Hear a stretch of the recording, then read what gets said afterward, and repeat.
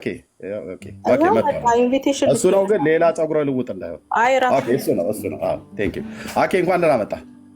ሰላም ለአንተ ይሁን ኤርሚ፣ እንዴት አላችሁ? ሁላችሁንም ሰላም ብያለሁ። ጌታ ይመስገን። እንዴት አንደና ቆያችሁ? እግዚአብሔር ይመስገን። ማታ ስታዘጠዘኝ ነበር ይሄ ሰውዬ እንደዚህ እያልክ ይህን ሰውዬ ነው በዚህ ያለክ የምትሰሙት እያልክ ማለት ነው። አዎ እንዲህ አስቀድሜ ቴሌግራሜ ላይ ጽፌ ነው የገባሁት። እንግዲህ ላበላብ ላደረገ ነው ብዬ በእርግጥ እንደ ቀልድ ቃላት ጠቀመው። ቴሌግራምህን አላየሁትም ያለ ጠርቶ ነበር ብለዋሉኝና ላይቭ ላይ ሆኜ ስጠራ ነበረ እና ምናልባት ምንድነው ብዙ ከመስራት ምናምን የተነሳ አንዳንድ ጊዜ ጭንቅላታችን እየደከመ ስለሚሄድ ማለት ቀኑን ሙሉ የሰራ ሰው ወደ አመሻሹ ላይ በቃ የሆነ የሚያነበውም ነገር ካለ ራፍሊ ገረፍ እያደረገ ብቻ ነው የሚሄደው እና ብዬ ነበር እዛው ላይቭ ላይ እና ምናልባት እንደዚህ አይነት አጋጣሚ ተፈጥሮበት ከሆነ የተሳሳተው የኛውን ስህተት በግልጽ እንደዛ ብሎ ይናገር ምናምን ብዬ ነበረ እና አሁን ዳዘ ልሳን ነው።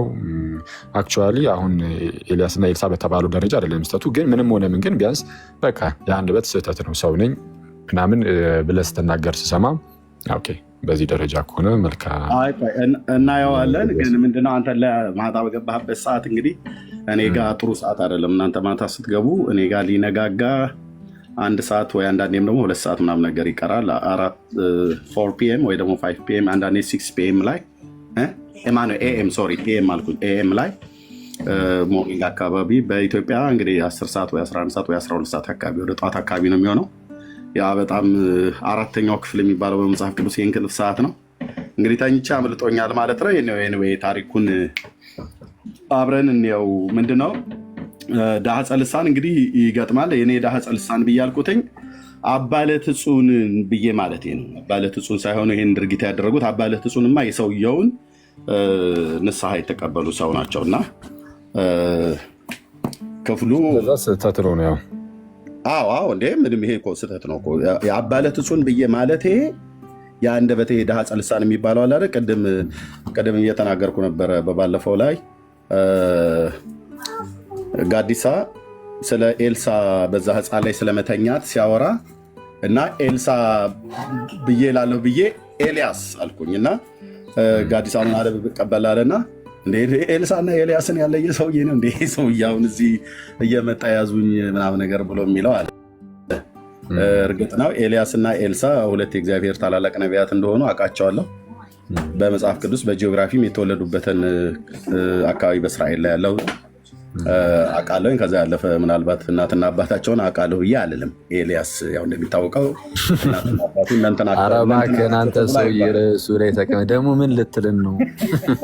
አይ አላቅም ነው። ኤልሳ እናትና አባቱን ታውቃለህ ብለው ደግሞ እንዳይመጡ ኦኬ እሺ። ታሪኩ ያለው ዞራ ሰኔ ላይ ነው። ያው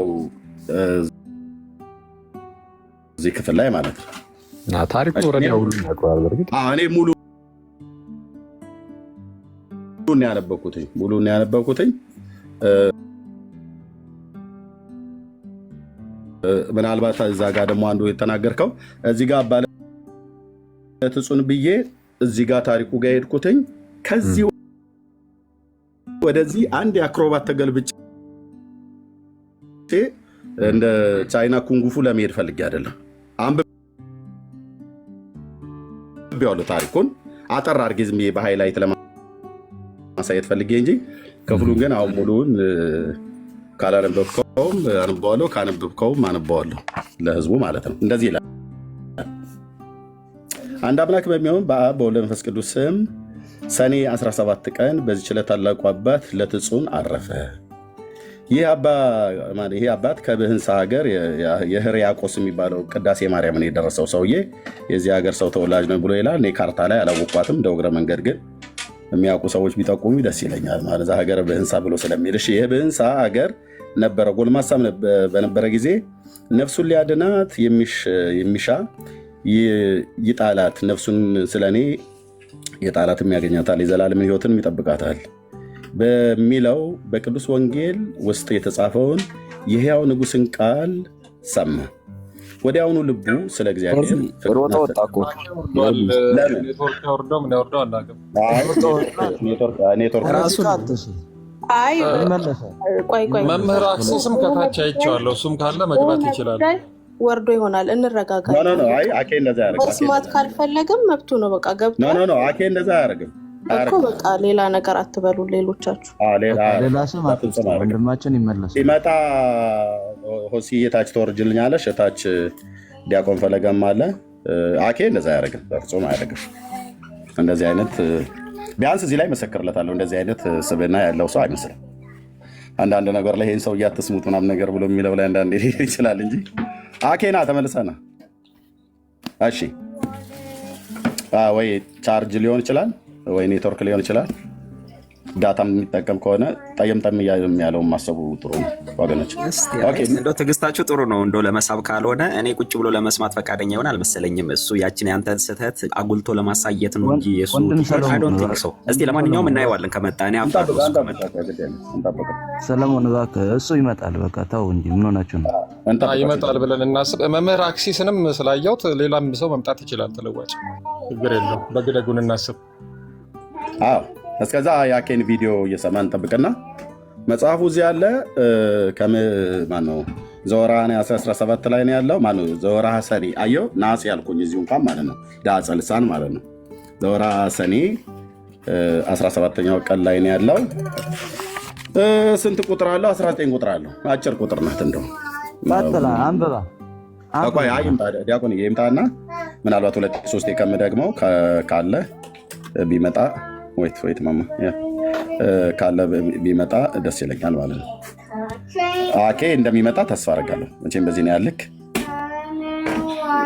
እንደው ከጠረጠርኩ ውረድ፣ እዚህ ሰውዬ ቤት አትግባ ተባብለን ተገዝቶ የለ ወይ ምናምን ነገር ካልተባለ በስተቀር ኤኒዌይ፣ እሺ።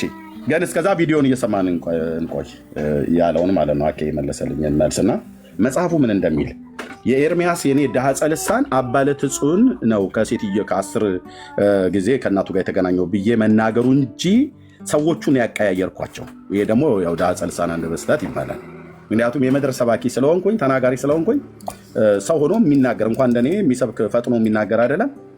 በኖርማል እንኳን ስንናገር አበበች ለማለት ብለህ እኮ አየለች እናም ነገር ይባላል።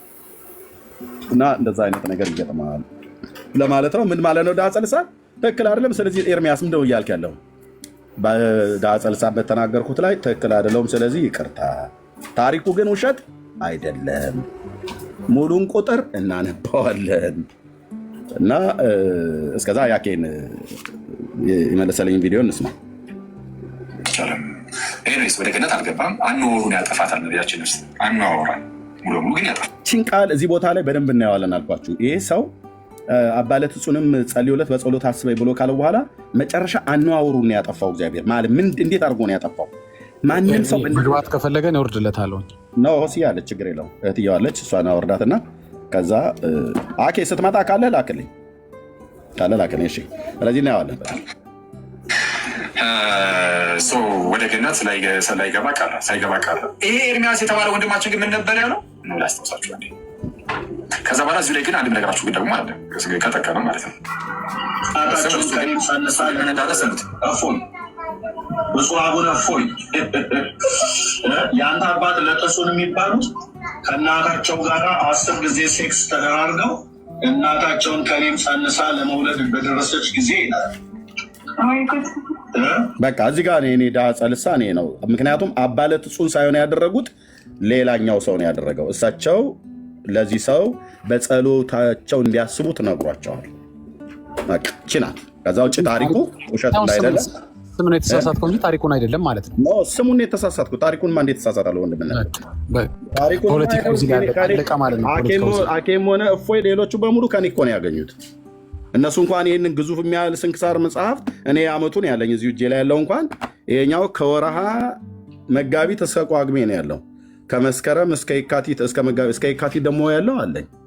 እንዴት ታሪኩ እንዴት ስተዋለሁ? ታሪኩማ የተፈጠረ ታሪክ ነው። ታዲያ ስም ነው ያቀያየርኩት። እሱ ነው የኔ ዳጸ ልሳን የተባለው ማለት ነው። እሺ ዲያቆን የምትለው ምን ጠራኝ? ጠርቼ ነበረ። ኦኬ አንተ እዚህ ጋር እየተናገርክ ያለው ምናልባት አባ ለትጹን እና የገዳሙ አበምኔት አቀያይረህ ነው ሐሳቡን የሰጠው። አዎ ላንተ ጥያቄ አለኝ። ቆይ ልጨርሳ እንስማውን ነው ከዛ ጠይቀኛለህ። ታሪኩን ራሱ መነበብ ስላለበት እናንበብና እንጨርሳለን ማለት ጠይቀኛለህ። ዲያቆን ቴንክ ዩ። ኦኬ አኬ ግን እንደወጣ ቀራ። ስለዚህ በዓላማ ነው ማለት ነው የወጣው ወይስ ምን እንበል? እሺ ችግር የለውም እንጠብቀው። ግዘኝ ኤርሜ ገዝግዘኝ አይመጣም። ይህንን ሀሳቡን በሀሳብ ለማውራት በቃ የፈለገውን እኮ እሱ ጨርሳቸው። እሺ አይ ቆይ ወንድሞች በሚናገሩ ሰዓትማ አፋፋቸውን አትላቸውም። የፈለጋቸውን አስተያየት ይስጡ። ከፈለገ አይመጣም፣ ከፈለገ ተኝቷል፣ ከፈለገ ሮጧል፣ የፈለጉትን ያውሩ። ዲያቆን የፈለጉትን ያውሩ። ወንድሞቼ የፈለጉትን ያውሩ። ሀሳብ መስጠት ይችላሉ። ሀሳብ የሚሰጡት አኬ ከዚህ ጋር መጥቶ ነበር፣ ከዛ ሄደ። የሄደበት ምክንያት አይ ቻርጅ አልቆበት ነው ብሎ ቢል ዳጊ ኖ ዳጊ ተሳስተሃል፣ ፈርቶን የሸሸው ብሎ ቢል ቢኒያም የለም አውቆ ሆን ብሎ ነው የወጣው ብላ ብትል ሜርሲ ኧረ በፍጹም ይመጣል ብሎ ቢል ሰለሞን አይመጣም ማን ነው እንደዚህ ይመጣል ብሎ ያላችሁ ብሎ ቢል ዮሐንስ መብታቸው ነው። በእያንዳንዱ ላይ ሀሳብ አትስጥባቸው ለማለት ነው።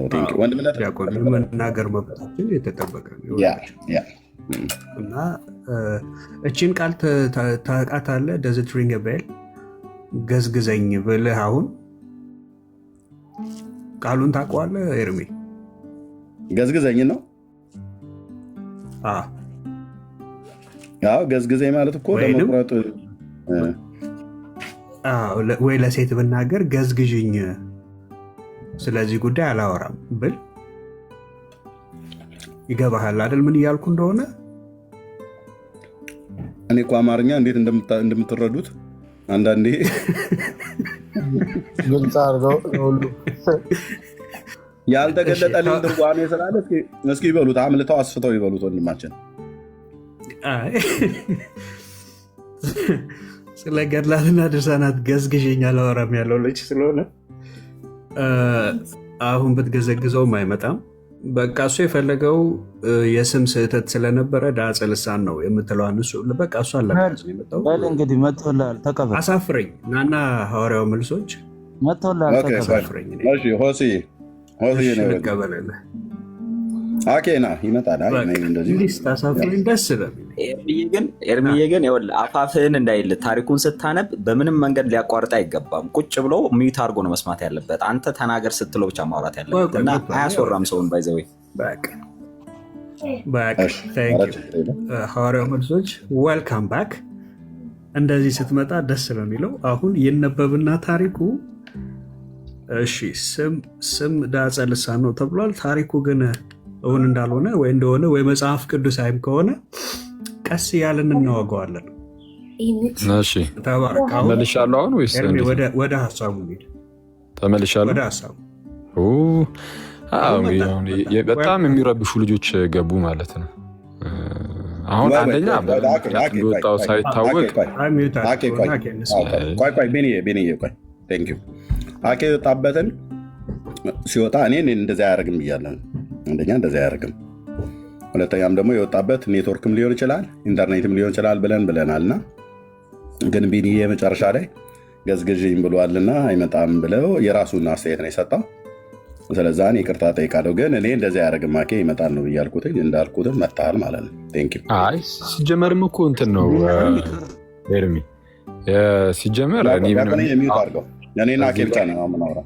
እዚህ ጋር እኔ አሁን እንደዚህ የሚያስወጣኝም ምንም ነገርም የለም። የገባሁበት እኮ ምክንያት ምንድን ነው እንግዲህ አባ ለትጹን የተባሉት አባት ይህንን አድርገዋል የሚል ነገርን ተናግረህ ስለነበረ እኔ ደግሞ ቀጣይ ገብቼ አባ ለትጹን ይህንን አላደረጉም አልኩኝ። በቃ አለቀ። ይሄ ነው ሀሳቡ፣ የተነሳው ሀሳብ ይሄ ነው። እዛው ላይ ቪ ላይ ምን እንደውም በጣም እንዴት ነው በጣም ፖዚቲቭ ሆኜ ማለት ነው ብዙ ካነበበ በኋላ የቀኑ መጨረሻ ላይ እንደዛ አእምሯችን የሆነ ዲዚ ነገር እየሆነ እንደሚሄደው ልክ በዛ ሙድ ውስጥ ሆኖ አንብቦት ከሆነ ደግሞ ይሄኛውን ተሳስቻለሁ ይበል ብያለሁ። ይሄ በጣም በጣም ትልቅ ፖዚቲቭ መሆን እኮ ነው እንጂ ነገሩን ፖለቲክስ እንስራበት ብንል በጣም ሊጮህ የሚችል ነገር ነው እና እንደዚህ ከሆነ በኋላ ምን ሲጀኔ ላይ ምን የሚመጣብኝ ነገር ኖሮ ነው ከዚህ ሮጬ ሮጦ አመለጠ ክብር ጥሲ ምን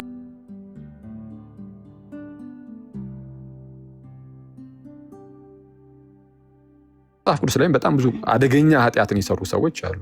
እነዛ ሁሉ ግን ኃጢአት ነው የተባለባቸው። በጣም አደገኛ እንደ ነብየ እግዚአብሔር ዳዊት ያሉ ታላላቅ የእምነት አባቶቻችን ምን አይነት ኃጢአት እንደሰሩ እናውቃለን። አባለቱን ግን አልሰራውም፣ ሌላ ሰው ሰራው፣ ተናዘዘው ነው አለቀ። ከዚህ ውጪ ሌላ ርዕስ ከሆነ ንገሩኝ። እዚሁ ማለት ሌላ ርዕስ ማለት ነው። አንድ ታሪክ ላይ መራሱ ቢሆን አይ ኦኬ እሺ ይሄኛውን አባለቱን ይሄን አድርጓል አላደረገም የሚለውን ተወና ሌላ ነገር ከሆነ እሱን አሳውቁኝ። አባለቱን አድርጎታል አላደረገው የሚለው ግን እሱ አሁን አከራካሪ አይመስለኝም። ኦልሬዲ ኤርሚም አይ ይሄ እንኳን እንደው ስህተት ነው ብሎ ስለተናገረ ማለት ነው። የአባለት እሱን ብሎ የሚለው ቃል ነች አይደል? የስም ዝውውር ላይ ነው ማለት የስም ዝውውር አልኩኝ። ስምን ስናገር ነው የኔ ዳሃ ጸልሳን አይ አይደለም።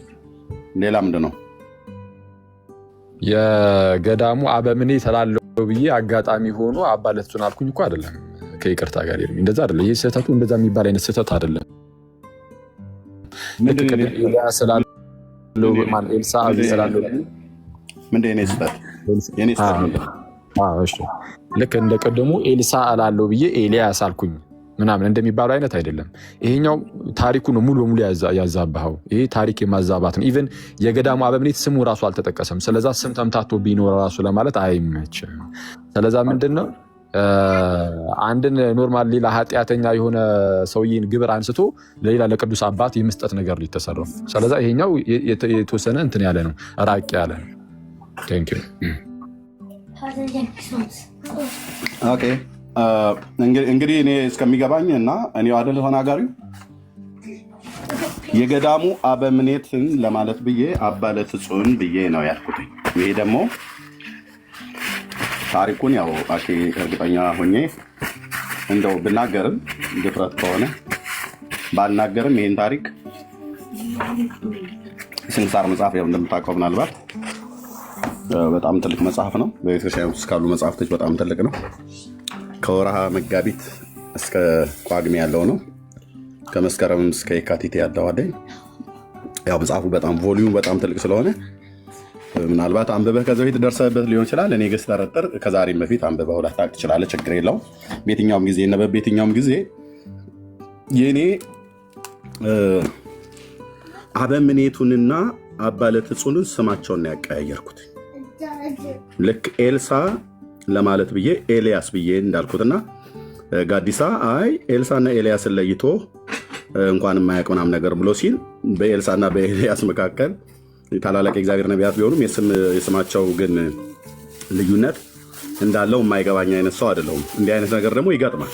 ራሳኬ እንደዚህ አይነት ዳህፀ ልሳን ብሎ የሚለው ይገባሃል። ካልገባህም ደግሞ እዚሁ ክፍል ላይ ወገኖች በላኩልኝ። በዚህ ክፍል ላይ እዚችኛዋ ቪዲዮ ላይ ምን አልክ?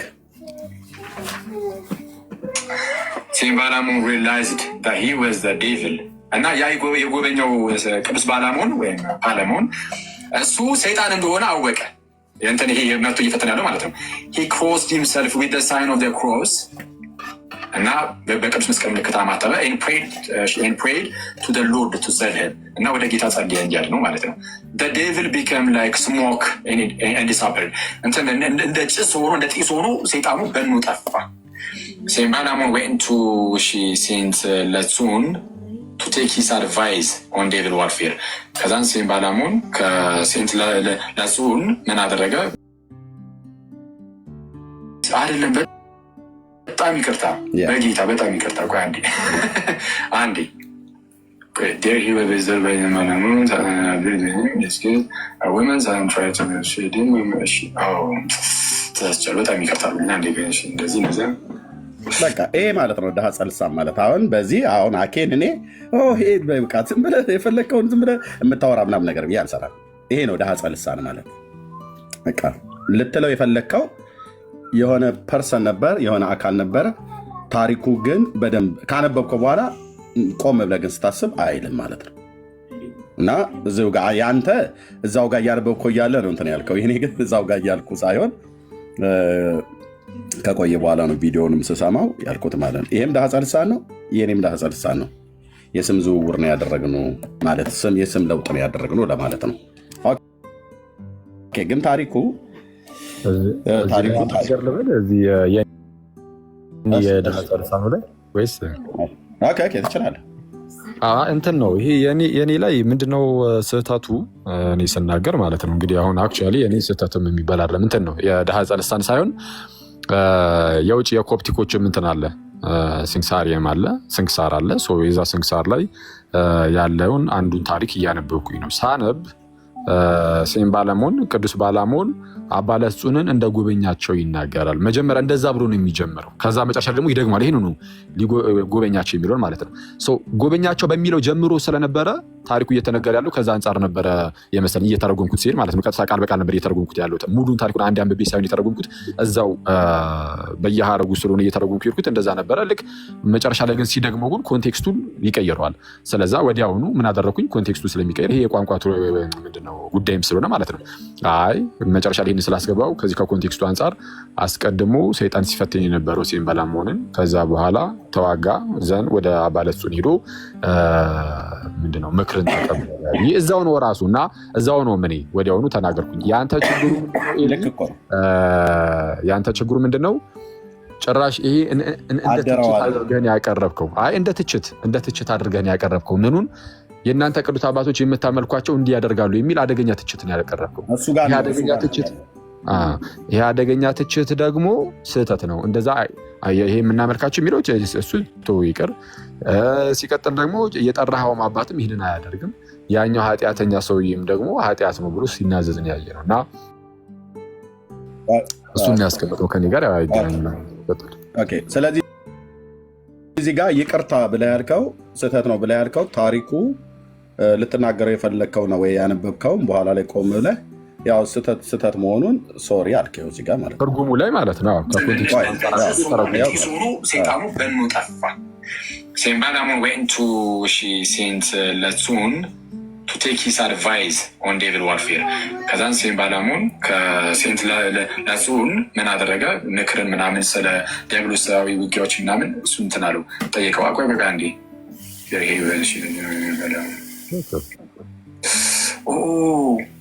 አይደለም። በጣም ይቅርታ በጌታ በጣም ይቅርታ። ቆይ አንዴ ስታነበው ስለተሳሳትክ ነው አይደል? ይቅርታ ያልከው ትርጉም ላይ ነው። ትክክል። ትርጉም ላይ ምንድነው የመጀመሪያ የገባ ሌላ አንድ ሴንቴንስ ስለነበረ ይደግመዋል መጨረሻ ላይ ራሱን ሴንቴንስ ማለት ነው።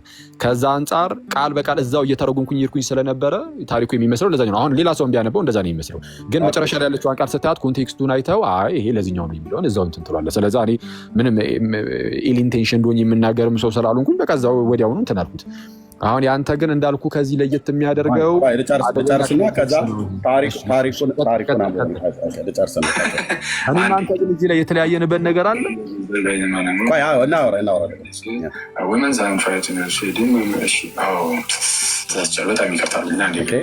ተሳስቻለሁ። በጣም ይቅርታ። ይሄ ነው እንግዲህ ትርጉሙ ትርጉም እኮ ታዲያው በዳህፀ ልሳን ትርጉሙ ስታነበው ዳህፀ ልሳን የሚባለው እዚህ ጋር ምንድን ነው የሚለው? የተባለው ሌላ አካል ሆኖ ሳለ ወይ ደግሞ የተጻፈው ለሌላ ሰው ሆኖ ሳለ አዛብተው ነው የተናገርከው ማለት ነው። ስለሌላ ማለት ነው። ይሄ የትርጉም ጉዳይ ይባላል። ሁለቱም ማዕረግ ስላለ ቃል በቃል የትርጉም የኔ ደግሞ ለትጹን የሚባሉ ሰው የሉም እዚህ ክፍል ላይ እያልኩ አይደለም። ለትጹን የተባሉት ከእናታቸው ጋራ እዚህ ጋር ከተጻፈው ሰው ጋራ ከእናታቸው ጋራ የግብረ ሥጋ ግንኙነት አድርገው በቅዱስ ቁርባን ሰውን እየገደሉ እንደዚሁም ሕፃናቱን ሁሉ እየገደሉ ያደርጉት የነበረው አበምኔቱ የእሳቸው የአበምኔቱንና የለተንጹንን ስም ነው እኔ ያቀያየርኩትኝ። አበምኔቱ ስም የላቸውም እዚህ ላይ አልተነገረም። የላቸውም። ልክ ነው። እዚህ ጋር ኤስድሮስም የሚባል አለ እና ለትጹን አሉ። ሶስተኛው ሰው የአበምኔቱ ናቸው፣ ስማቸው አይታወቅም። ስለዚህ እኔ አሁን ያ አበምኔቱን ለማለት ብዬ አባ ለትጹን ብዬ ነው ያልኩትኝ። እሱን ወደ ዳህፀ ልሳን እሱን ነው ይቅርታ ያልኩት ማለት ነው። ችግር የለውም። አሁን እኮ ታሪኩ ላይ ግን ስህተትን ካመንክ እኮ ምንም ችግር የለውም። ይሄ ኖርማል ነው። አሁን አንተ ባልከው ደረጃ አቅልልኸው ነው ወይ የምር እንደዚህ የቀለለ አይነት ስህተት ነው ወይ? አይመስለኝም። ግን አሁን ስህተቱ ከባድ ምናምን ወደሚል ሌላ ክርክር አልገባም። ለምንድን ነው ይህንን እያልኩ ያለሁት? ምንድነው አበምኔቱ እላለሁ ብዬ አባለቱን አልኩኝ። ይሄ አሁን ማለት ስትናገር ከነበረው ቪዲዮ አንጻር ይህንን ነው እነዚህ ነው ልታመጪ 19 ቁጥር ስለሆነ ላንብበው ታሪክ እና ከዛ ካነበብኩት ውስጥ የሌለ ጨምሬ የተናገርኩት ካለ ቪዲዮም ስላለ የተቀረውን ደግሞ ስህተት ይኸው እዚህ ጋር ነጥብ ብለህ ብትለኝ እዚሁ ይቅርታ ጠይቃለሁ ማለት ነው። ስለዚህ ስህተትንማ በቃ ወጣ ነው ያኛው ብቻ ነው። የትኛው አባለቱን ያላደረጉትን አደረጉ ብለን ኖ ድርጊቱ ተደርጓል። የተደረገው ድርጊቱማ ሳነበው ነበርኩ እያየሁ ድርጊቱ እንዳልተደረገ አድርገህ ድርጊቱን ያደረገው ሰው የገዳሙ አበምኔት ሆኖ ሳለ የኤርሚያስ ስህተት የሆነው በዳህፀ ልሳን አባለት እጹን ማለት ነው እንጂ ድርጊቱማ ተደርጓል እኮ። እኔ ድርጊቱ አልተደረገም መቻልኩኝ። ድርጊቱን ያደረገው አንድ በሰይጣን የተከበበ ኃጢአተኛ ሰው ነው ያንን ያደረገው። አባለት አንተ ግን ያደረከው የእኛ ቅዱስ አባቶች እንደዚህ እንደሚፈጽሙ አስመሰለ ነው የተናገር። ይሄ ደግሞ ስህተት ነው አለቀ። እሱ ላይ ከተማመንን በቂ ይመስለኛል ኤርሚ። ምክንያቱም ታሪኩን ሙሉን ላንበው ታሪኩ ላይ ጊዜ ልጅ ካላልክ በስተቀር እኔም አነበብኩት እኮ ትላንት አንብበው። እሺ እንደዚህ ይላል። እሺ ይህም አባት ከብህንሳ ሀገር ነበረ። ጎልማሳም በነበረ ጊዜ ነፍሱን ሊያድናት የሚሻ ይጣላት፣ ነፍሱን ስለኔ የጣላትም ያገኛታል፣ የዘላለም ሕይወትንም ይጠብቃል የሚለውን በቅዱስ ወንጌል ውስጥ የተጻፈውን የሕያውን ንጉሥን ቃል ሰማ። ወዲያውኑ ልቡ ስለ እግዚአብሔር ፍቅርና ስለ ዘላለማዊ ተድላ እንደ እሳት ነደደ። ቅዱስ ቁርባንን ተቀብሎ እስዋት ወደሚባል ገዳም ሄደ። በጾም በጸሎትና በስግደት በታላቅ ተጋድሎ ያለማቋረጥ ይጋደል ጀመር። 7 ቀንም ይጾም ነበር። የእግዚአብሔር መልአክ ተገለጸለትና የምንኩስና ልብስንም ያለብሰው ዘንድ ወደ አባ ኤስድሮስ እንዲሄድ አዘዘው። እርሱም መልአኩ እንዳዘዘው ሄደ። አባ ኤስድሮስም በልብሱና በአስኬማው ላይ 40 ቀኖችን ጸለየ። ከዚህም በኋላ ልብሱና አስኬማውን አለበሰው፣ በገድልም መጠመድን ጨመረ። ከዚህም በኋላ በመምህሩ ፍቃድ ወጥቶ እየተጋ እየጾመ እየተጋደለ ብቻውን ኖረ። ከእርሱም አቅራቢያ የሆነ አንድ ገዳም ነበር። የገዳሙ መነኮሳት ይጎበኛቸው ነበረ። በአንዲትም ዕለት ወደዚያ ገዳም ሄደ። አበምኔቱም ታሞ ለሞት ደርሶ አገኘው። ይሄ ሰውዬ ነው አበምኔቱ፣ ስሙ አይታወቅም። ይሄ ሰው ነው ከእናቱ ጋር እንግዲህ የተኛው ማለት ነው። ይሄን ሰው ነው እኔ ከአባለት እጹን ጋር ያቀያየርኩት ስም ዳህፀ ልሳን በሚል እንጂ ታሪኩ እንዳላለ። ኦኬ። አበምኔቱም ታሞ ለሞት ደርሶ አገኘው። መነኮሳቱም በዙሪያ ሆነው ያለቅሱ ነበር። አባለት እጹንም የሰይጣን ሰራዊትን ከበው ደስ ሲላቸው አያቸው። አባለት እጹንም አባት ሆይ በአንተ ላይ የሆነውን ምንድን ነው ብሎ አበምኔቱን ጠየቀው። እርሱም መነኮሳቱን ካጠገቡ እንዲርቁ አዘዛቸው። ከዚህም በኋላ ያደረገውን በደሉን ሊነግረው ጀመረ። ለአባለት እጹም ማለት ነው የገዳሙ አበምኔት እዛ ሊነግረው ጀመረ። እንዲህም አለው፣ እኔ አስቀድሞ እንደርሱ ያለ ማንም ያልሰራውን ኃጢአት ሰርቻለሁና አባቴ ሆይ በጸሎትህ አትርሳኝ። እኔ ቅስና ልሾም ፈልጌ ባልሾሙኝ ጊዜ ወደ ሌላ ሀገር ሄዱ ፕሊዝ ወደ ሌላ አገር ሄደው ኤጲስቆጶስንም ቅስና ሾሞኛል ብዬ በድፍረት በቁርባን ላይ የምቀድሰው ነው። ኦልሬዲ ኦርቶዶክስ ቄስ ሆኖ አሐዱ አብ ቅዱስ እያለ ይቀድሳል ማለት ነው። ግን አልተሾመም በክህነት ይህ ሰው። ከዛም ለጠላሁትም በቁርባን መስዋዕት ውስጥ መርዝ አድርጌ እሰጠዋለሁ።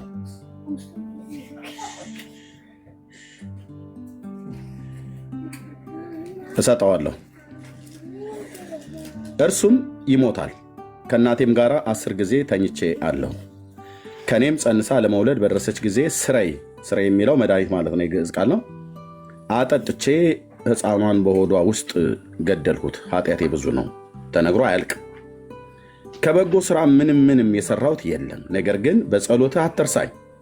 ለአባለት እጹን ነው በጸሎትህ አትርሳኝ ብሎ ያለው ታሪኩን የሚናገር ማለት ነው። ባዩ ማን ነው? የገዳሙ አበምኔት ነው። ይህንን ኃጢአት የሰራው የገዳሙ አበምኔት ነው። አትርሳኝ። ከዚህም ከኃላፊው ዓለም መውጫዬ ደርሷል። ወዲያውም በክፉ አሟሟት ሞተ። ሰውየው ማለት ነው። ይሄ የገዳሙ አበምኔት ሞተ። ነፍሱንም እዚህ ድረስ ያሉን አንዴ ነው ልጨርሰውና አብረን እናየዋለን። አንድነት እየተስማማን እንለፍ ብዬ ነው። ችግር የለም። ታሪኩን ልጨርሰውና ከዛ አብረን በሃይላይት በወፍ በረር ትሄድበታለህ። ሊቀበሏት በየራሱ በሆነው ስቃይ ሲያሰቃዩት አባ ለትጹንም አያት። ምኖች ናቸው? ወዲያውኑ በክፉ አሟሟት ሞተ። ይሄ ሰው ማለት ነው የገዳሙ አበምኔት። ነፍሱንም አጋንንት ሊቀበሏት በራሱ በሆነ ስቃይ ሊያሰቃዩት አባ ለትጹንን አያት። አባ ለትጹንም የመረረ ለቅሶ አለቀሰ። ኤርሚያስ አንድ አትግለጠው፣ እሱን ፔጅ አንዴ አትግለጠው፣ መልሰው አንዴ ከይቅርታ ጋር። ለምንድን ነው መልሰው ያልኩ? በዋናነት ተነስቶ የነበረው መነጋገሪያ ሆኖ የነበረው ታሪክ ሳይነካ ከሚታለፍ አንድ ጊዜ ይችላል የሆነች ነገር ልጠይቅ። ይቅርታ፣ ሁለት ጥያቄ ብቻ እና ከዛ እንለፍ።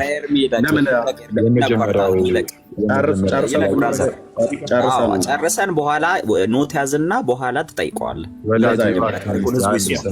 ወዳጅ ችግር የለውም።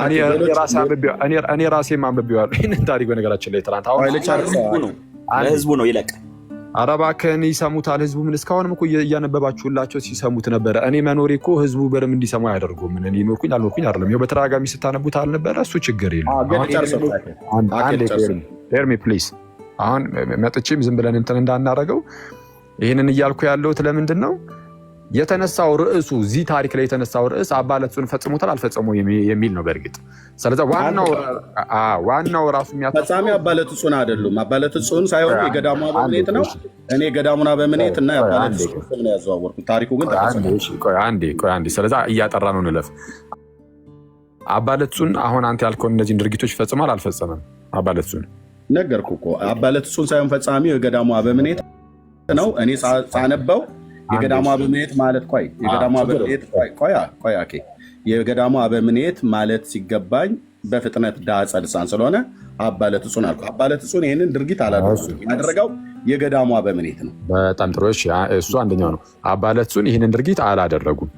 አሁን ሲባል የነበረውን ሲወራ የነበረውን ማለት ነው። ሁለተኛው ደግሞ እኚህ የገዳሙ አበምኔት ህጋዊ ካህን ናቸው አይደሉም? በኢየሩሳሌም ውስጥ እስከሚታወቅበት ድረስ ህጋዊ ካህን ነው። አሐዱ አብ ቅዱስ ብሎ ይቀድሳል። ሰው ስለሚያውቀው አይደለም። ህጋዊ ካህን በዚህም ዘብኳ ያቄ አንድ ይቅርታ፣ ህጋዊ ካህን የሚሆነው ያ ሳክራመንት ያ ምስጢር ሲፈጸምለት ነው አይደለም? የሚስጥረ ክህነቱ ቅስና ሲሾም አይደለም? ኃጢአቱን ለአባ ለትጹን ቅስና ተሾሟል አልተሾመም?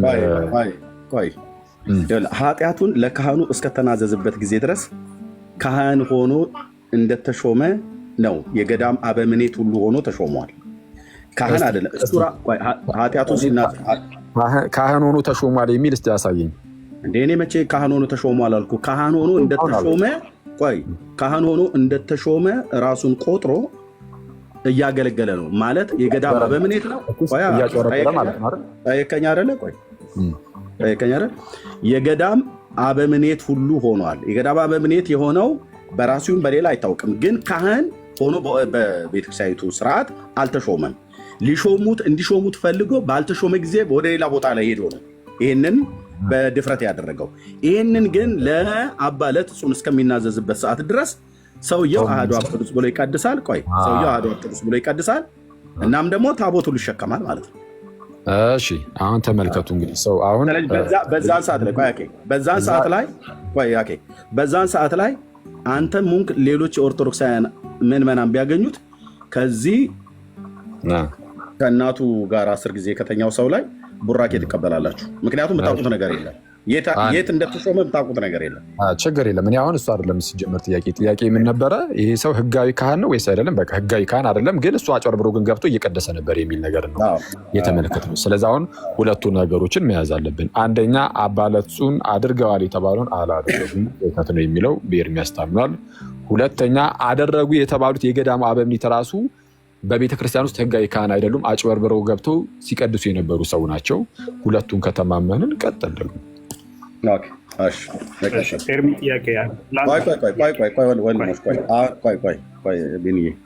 በኋላ ሰጣችኋለሁ ለጥያቄ ማለት ነው።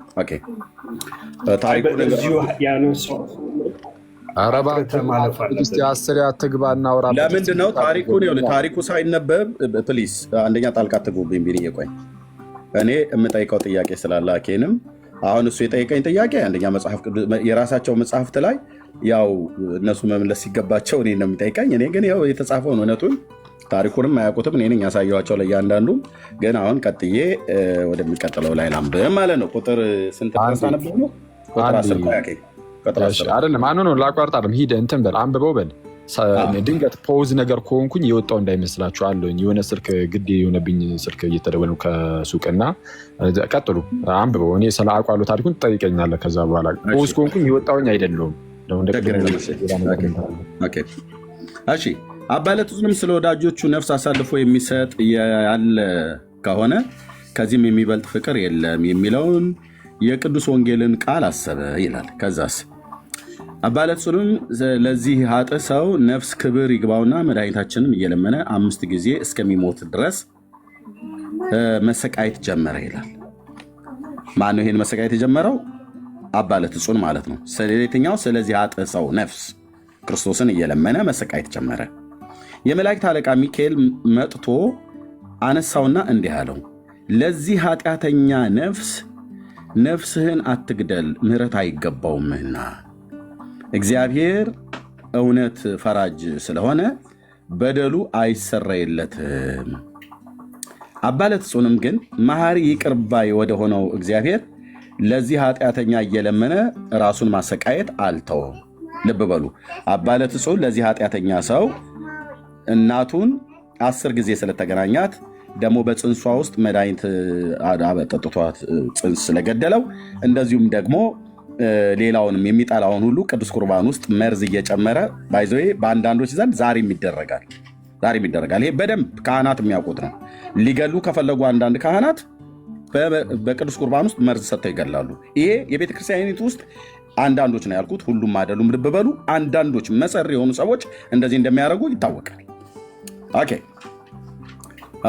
ከዛ ሚካኤል መጣና አነሳውና ኖ ለዚህ ሰው እንደዚህ አታደርግ፣ ይቅርታ አይገባውም ማለት ይቅርታ አይገባውም፣ ስለዚህ አይሰራይለትም፣ በደሉ አይሰራይለትም። አባ ለትጹንም መሐሪ ይቅር ባይ ወደሆነ ወደ እግዚአብሔር ለዚህ ኃጢአተኛ እየለመነ ራሱን ማሰቃየት አልተውም። እሺ አኬ ወጥቷል፣ ተመልሶ እንደሚመጣ ተስፋ አደርጋለሁ ማለት ነው። እሺ ከዚህም በኋላ ራሱን በባህር አስጥሞ ሞተ። ያን ጊዜ ታላቅ ነጎድጓድ ሆነ። ክብር ይግባውና ልብ በሉ። አሁን አኬ እዚህ ውስጥ ወጥቶ ከዚህ በኋላ ካልተመለሰ እዚህ ጋር የምጠይቀውን ጥያቄ ፈርቶ ነው የፈረጠጠው ማለት ነው። ልብ በሉ። ሪከርድ የምታደርጉ ሰዎች እዚህ ጋር አሁን አኬ ካልተመለሰ እኔ ነኝ ያልኩት፣ ወንድሞች በኋላ ይሰጣሉ አስተያየት። እዚህ ጋር አሁን ጥያቄ ጠይቃለሁ ብዬ ስለው ድንገት ተደውሎብኝ ብሏል። ድንገት ካልተመለሰ ነው ያልኩት። እንደሚመለስ ተስፋ አደርጋለሁ። ድንገት ግን ካልተመለሰ ፈርጥጦ እንደወጣ ይታሰብልኝ ማለት ነው። እሺ ከዛ እኔ ታሪኩን እቀጥላለሁ። እንደሚመጣ ተስፋ አድርጌ እቀጥላለሁ። ኦኬ። ከዚህም በኋላ ራሱንም በባህር ውስጥ አስጥሞ ሞተ። ያን ጊዜ ታላቅ ነጎድጓድ ሆነ። ክብር ይግባውና ጌታችን ኢየሱስ ክርስቶስ ወርዶ በባህር ዳር ተቀመጠ። ከባህርም አውጥቶ ከሞት ያድነው ዘንድ ሚካኤልን አዘዘው። እርሱም አድኖ ክብር ይግባውና በጌታችን ፊት አቆመው። ጌታችንም የመረጥኩ ለትጹን ነው። ማን ነው ይሄ የሞተው? በባህር ውስጥ ገብቶ የሞተው ማነው? አባ ለትጹን ነው። ለማ ሲል ነው የሞተው? ለዚህ ኃጢአተኛ ሰው ሲል ነው። አንዴ እዚህ ወድቆ ነበረ። ከዛ ሚካኤል መጥቶ አነሳው። ለዚህ ኃጢአተኛ ሰው አትጸልይ ብሎ አለው። ምክንያቱም በደሉ የማይሰረኝ ነው ብሎ አለው። ከዛ ነገራ ደግሞ አሁን ከዚህም በኋላ ራሱን በባህር ውስጥ አስጥሞ ሞተ ይላል ለዛ ኃጢአተኛ። ኦኬ። ከዛም ጌታችን ፊት አቆመውና ጌታችንም የመረጥኩ ለትጹን ሆይ ኃጢአቱ እጅግ ብዙ ስለሆነ ከኃጢአተኞች ሁሉ በደል ስለሚከፋ ምሕረት ስለማይገባው ስለዚህ ኃጢአተኛ ብዙ ጊዜ ነፍስህን ለምን ትገድላለህ አለው። ለምን ትገድላለህ? አንዴ ራስህን በመወርወር አንዴ ባህር ውስጥ በመጨመር ለምን ትገድላለህ ራስህን? ጌታ ነው ይህን ብሎ የሚለው። አባ ለትጹንም እንዲህ ብሎ መለሰ። መሐሪ ይቅር ባይ ፈጣሪ ጌታዬ ሆይ ያ ኃጢአተኛ ትምረው ዘንድ እለምንሃለሁ፣ ያለዚያ ነፍሴን ከእርሱ ጋር ወደ ስቃይ ውሰዳት፣ ወደ ሲኦል ማለት ነው። ወደ ስቃይ ውሰዳት አለ አባ ለትጹን የሚባለው። ኦኬ። ጌታ ይቅር አልለውም ብሎ በመልአክ በኩል ነገረው፣ አይሰማም። ራሱም ከሞተ በኋላ ባህር ውስጥ ጥሎ ራሱን ካነሱት በኋላ ወደ እግዚአብሔር ያቀረቡት፣ አሁንም አይሰማም። ጌታም ተናግሮት አይሰማም። ከዛስ ምን ሆነ? አይ እንግዲያው እሱ ወደሚሄድበት እኔንም ጨምረኝ ብሎ ሲለው ከዛ ምን ሆነ ይላል። ከዚህም በኋላ ጌታችን የዚህን ኃጥእ ነፍስ ያመጣት ዘንድ ሚካኤልን አዘዘውና ይላል አመጣት። የኃጥኡን ነፍስ ማለት ነው። ከእናቱ ጋር 10 ጊዜ ሴክስ ያደረገው ሰውዬ፣ የገዳሙ አበምኔት፣ ታቦት የሚሸከመው፣ ቅዱስ ቁርባን የሚያቆርበው፣ በቅዱስ ቁርባን ሰዎችን የሚገለው ሰውዬ እና በወቅቱ ቢኖሩ ከእጁ መስቀል ይሳለማሉ። ምክንያቱስ እውነተኛ ቄስ የሆነ ነው አሐዱ አብ ቅዱስ ብሎ የሚቀድሰው። በቅዱስ ቁርባን የሚያቆርበው። ስለዚህ ራሱ ለአባ ለትጹን ኃጢአቱን እስኪናዘዝበት ሰዓት ድረስ ይህ ሰውዬ የገዳም አበምኔት ነው፣ ቄስ ነው፣ ታቦት ይሸከማል፣ ቅዱስ ቁርባን ያቆርባል። አኬም ቢኖር በወቅቱ በረከቶ ይደርብን፣ አባታችን በእድሜ በጤና ይጠብቅልን፣ ቡራኬው ትድረሰኝ ብሎ እንደሚል አኬም አትጠራጠር። ኦኬ።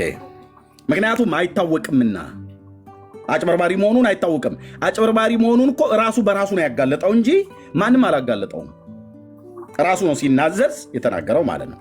ታሞ በተኛበት ጊዜ ማለት ነው። እንዲሁም የሚያደርጉ አሁንም ስላሉ ማለት ነው። ከዚህም በኋላ ጌታችን የዚህን ኃጥእ ነፍስ ያመጣት ዘንድ ሚካኤልን አዘዘው፣ አመጣትም። በከበሩ እጆቹም ዳሰሳት፣ እንዳልተፈጠረችም አደረጋት ይላል። ልብ በሉ፣ እንዳልተፈጠረች አደረጋት። ይቺ ነፍስ አፈር ትሁን እንጂ ለስቃይ ወይንም ለሕይወት አትሁን አለ። ጋይስ ሰማልኛውን የኦርቶዶክስን ውሸት ይልኝ። አሁን ሰውየው ኃጢአት መስራቱ ሳያንሰው እግዚአብሔር ላይ ይዋሻል ማለት ነው። አባ ለትጹን ለሕይወትም ወይ ለስቃይም ለሕይወትም አትሁን ብሎ ምን አለ? አፈር ትሁን አለ ይላል። ነፍስ አፈር ትሆናለች እንዴ? ስጋ አፈር ይሆናል ስለሚሞት። ኦኬ፣ አፈርንና ወደ አፈር ትመለሳለህ ብሎ ስላለው ዘፍጥረት መጽሐፍ ምዕራፍ 2 ላይ ይህን ሰርቶታል ጌታ መድኃኔዓለም ማለት ነው። ስለዚህ ወደ አፈር ይመለሳል። ነፍስ ግን ወደ አፈር ትገባለች እንዴ? በመክብብ መጽሐፍት ላይ ምንድን ነው የሚናገረው? አኬ ወጣ ተመልሶ ካልመጣ ምን ያህል እንደሚፈራ እዩልኝ። ተመልሶ ካልመጣ ነው ያልኩት፣ ልብ በሉ። ተመልሶ ካልመጣ እዚህ ጋር እንዴት እንደሚነስረው ስለሚያቆጣ፣ ለዚህ ነው እዚህ ጋር አስቆመኝ። እኔም ደግሞ ጫጫታ እንዲፈጠር ስላልፈለኩ ቁጥር 10 ድረስ አቆምኩትኝና ከዚህ በኋላ ያለውን ትስል ያው ስልክ ሊደውልልኝ ይችላል አለ። ኦኬ፣ ሃይድ አደረገ። ኦኬ፣ ከዛ ወጣ። ካልተመለሰ ሚስጥሩ ያለው እዚህ ጋር ሴክስ ያደረገው ሰውዬ ብቻ። አባ ለትጹንና አበምኔት ብሎ የሚለውን ኤርሚያስ አበምኔት ለማለት ፈልጎ አባ ለትጹን ብዬ ማለቴ ዳጸ ልሳን ነው። እናስ ይቅርታ ጠይቄያለሁ፣ ዳጸ ልሳን ስለሆነ ማለት ነው። ኤልሳ ለማለት ፈልጌ ኤልያስ እንዳልኩት ማለት ነው። ከዛ ውጪ ወፍ የለም፣ እፊቴ አትቆሙም። ማንም መምህር ካህኑን ማለት ነው እፊቴ አትቆሙም። ካለ ግን አኬ ተመልሰ ነው። በመውጣት ጥያቄ ፈጥሮብኛል። እዚሁ ሆኜ ሃይድ አረጋለሁኝ ነው እንጂ ብለህ ያልከው እወጣለሁ ብለህ አላልክም። አኬና ተመልሰ ካለ አስገቡት። እንዲህ አይነት ቀልድ አልፈልግም ማለት ነው። እሺ እንቀጥል። ከመጣ መጣ፣ ካለመጣ እንቀጥላለን። እሺ ኤርምዬ ግን በመጀመሪያ ራሱ አኬ ለምን መጣ የሚለው ነገር ሲታሰብ ያው ሁሉ እንደተነሳበት ይታወቃል። በዚህ በገድልና ድርሳን ይቃወማል አይወድም እየተባለ ስለሆነ ለዛ ሊያረጋግጥላቸው አይ እኔ እኮ ገድልና ድርሳንን ይሄውን ኤርሚያስ ቤት እየገባው እቃወማለሁ እዋጋለሁ የሚል ኢምፕሬሽን በእነሱ ላይ ለመፍጠር እንጂ እቋቋማለሁ ብሎ አይደለም። እና ለእነሱ ነው መልእክቱ። በኋላ በሚከሰስበት ጊዜ እነዚህን ቪዲዮዎች እያወጣ ያሳያል። ይሄውን ኤርሚያስ ነገር ቸጋደል ሪካርድ አድርጉትና ከየት ጀምሮ እንደወጣ ልብ በሉ። የአባ ለትጹን ወርሃ ሰኔ ስንክሳር 17ኛው ቀን የሚነበብ ነው። ከ1 እስከ 10 ድረስ ሙሉ ላንብበው አልኩት አኬን። እችን ያዙልኝ፣ እችን ሪካርድ አድርጓት። ኦኬ መጥቷል። አኬ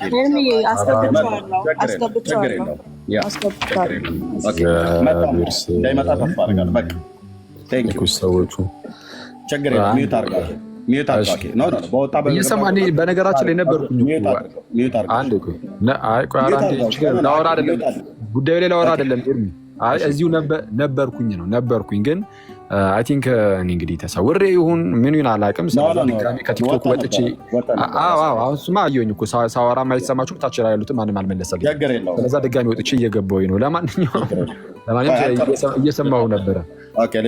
አፈር አደረጋት፣ ነፍሱን አፈር አደረጋት፣ ለሕይወትም ለሞትም ነፍሱን አፈር አደረጋት ማለት ነው። ከዚህም በኋላ ጌታችን የዚህ ኃጥእ ነፍስን ያመጣት ዘንድ ሚካኤልን አዘዘውና አመጣት።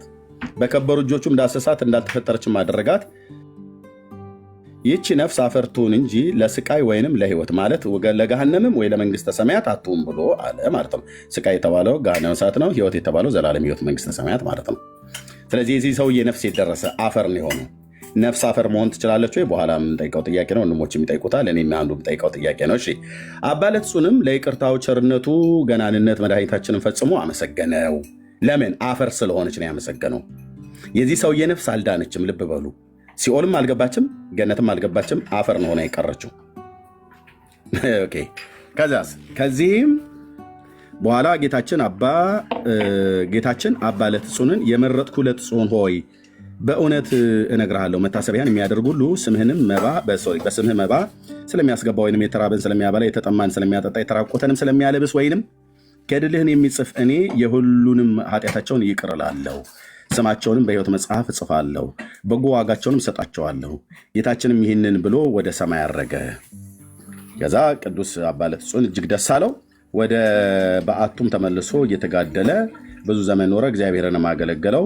መልካም ገድሉን ፈጽሞ በሰላም አረፈ ካለ በኋላ ያው ይህንን ይላል ማለት እስከ ቁጥር 19 ድረስ ማለት ነው። ኦኬ። አሁን ጥያቄ እኔ ዝሙቱን ያደረገው የገዳሙ አበምኔት ነው፣ አባ ለትጹን አይደለም። እኔ ስናገር አባ ለትጹን ማለቴ ዳጸ ልሳን ነው። በዚህም ይቅርታ ጠይቄያለሁ። የገዳሙ አበምኔት ይህንን ያደረገው ስሙ ያልተጠቀሰ 3 ሰዎች ናቸው እዚህ ያሉት።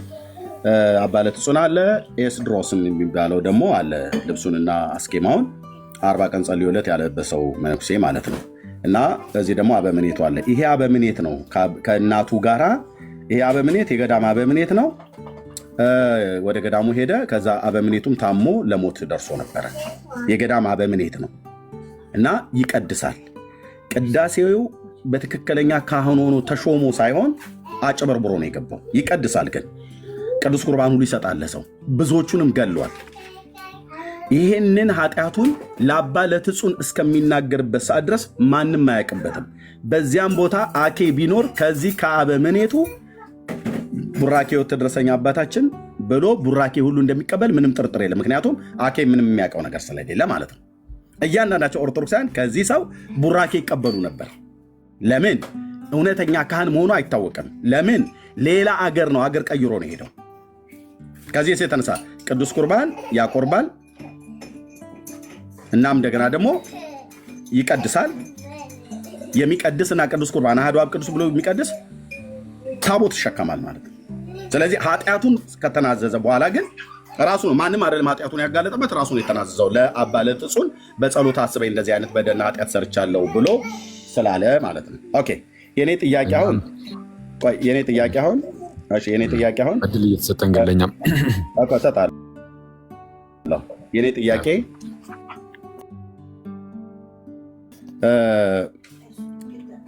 ጌታ ይህ ሰው ኃጢአቱን ይቅር እንደማይለው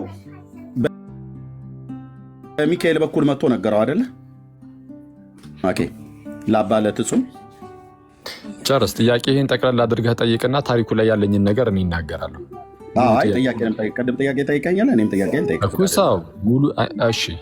ቅዱስ ሚካኤል ጠቅላላ ያለ ጥያቄ አስቀምጥና መልሳለሁ። አጠቃላይ ታሪኩ ላይ ያለውን ነገር ማለት ነው። ለምንድን ነው እንደዚህ ያልኩ? እሺ ቆይ ሂድ እንትን በለና ከዛ በኋላ አስታውሳለሁ። ጌታ የዚህ ሰው በደልና ኃጢአት ይቅር እንደማይለው ምክንያቱም ስለዚህ ነፍስህን አትግደል ምሕረት አይገባውም ብሎታል። ስንት ጊዜ ነበር የሞተው አባ ለትጹን? አባ ለትጹን ለዚህ ኃጢአት ነፍስ ክብር ይግባውና ጌታችን እየለመነ 5 ጊዜ እስከሚሞትበት ሰውነቱን በስቃይ ማሰቃየት ጀመረ ይላል። ኦኬ። ስለዚህ እየሞተ ነው ለዚህ ሰው ማለት ነው፣ ነፍሱን እያሰቃየ በመከራ ማለት ነው። ከዛ ቅዱስ ሚካኤል ልኮ ጌታ ስለዚህ ሰው ራስን አትግደል ምሕረት አይገባውም አለው። ኃጢአቱም በደሉም አይሰረይም አለው። በደሉ ምንድነው? ልብ በሉ። አጠቃላይ በደሉ 1 ዝሙት ነው፣ 2 ሰው መግደል ነው፣ ነፍስ መግደል ማለት ነው።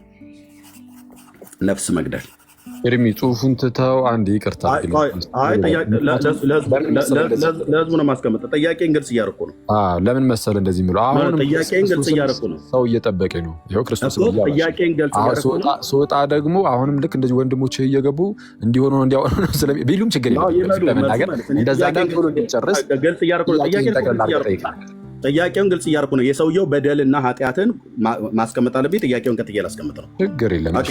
የሰውየው በደል ዝሙት ነው፣ ከእናቱ ጋር ሴሰኑ እና በቅዱስ ቁርባንም ሰው ገሏል፣ በእናቱ ማህፀን ውስጥም ህፃንን በመድኃኒት ገሏል። በቃ ይሄ ነው ነፍስ መግደልና ዝሙት ነው በደሉ ማለት ነው። ኦኬ። ስለዚህ አባለትጹን ለመነለት። ጌታ መልአኩን ልኮ ይቅር አይባልም በደሉ አይሰራይም ብሎ አለው። ጥያቄ የዚህ ሰው በደል የማይሰራይ በደል ነው የሚሰራይ በደል ነው ለአንተ?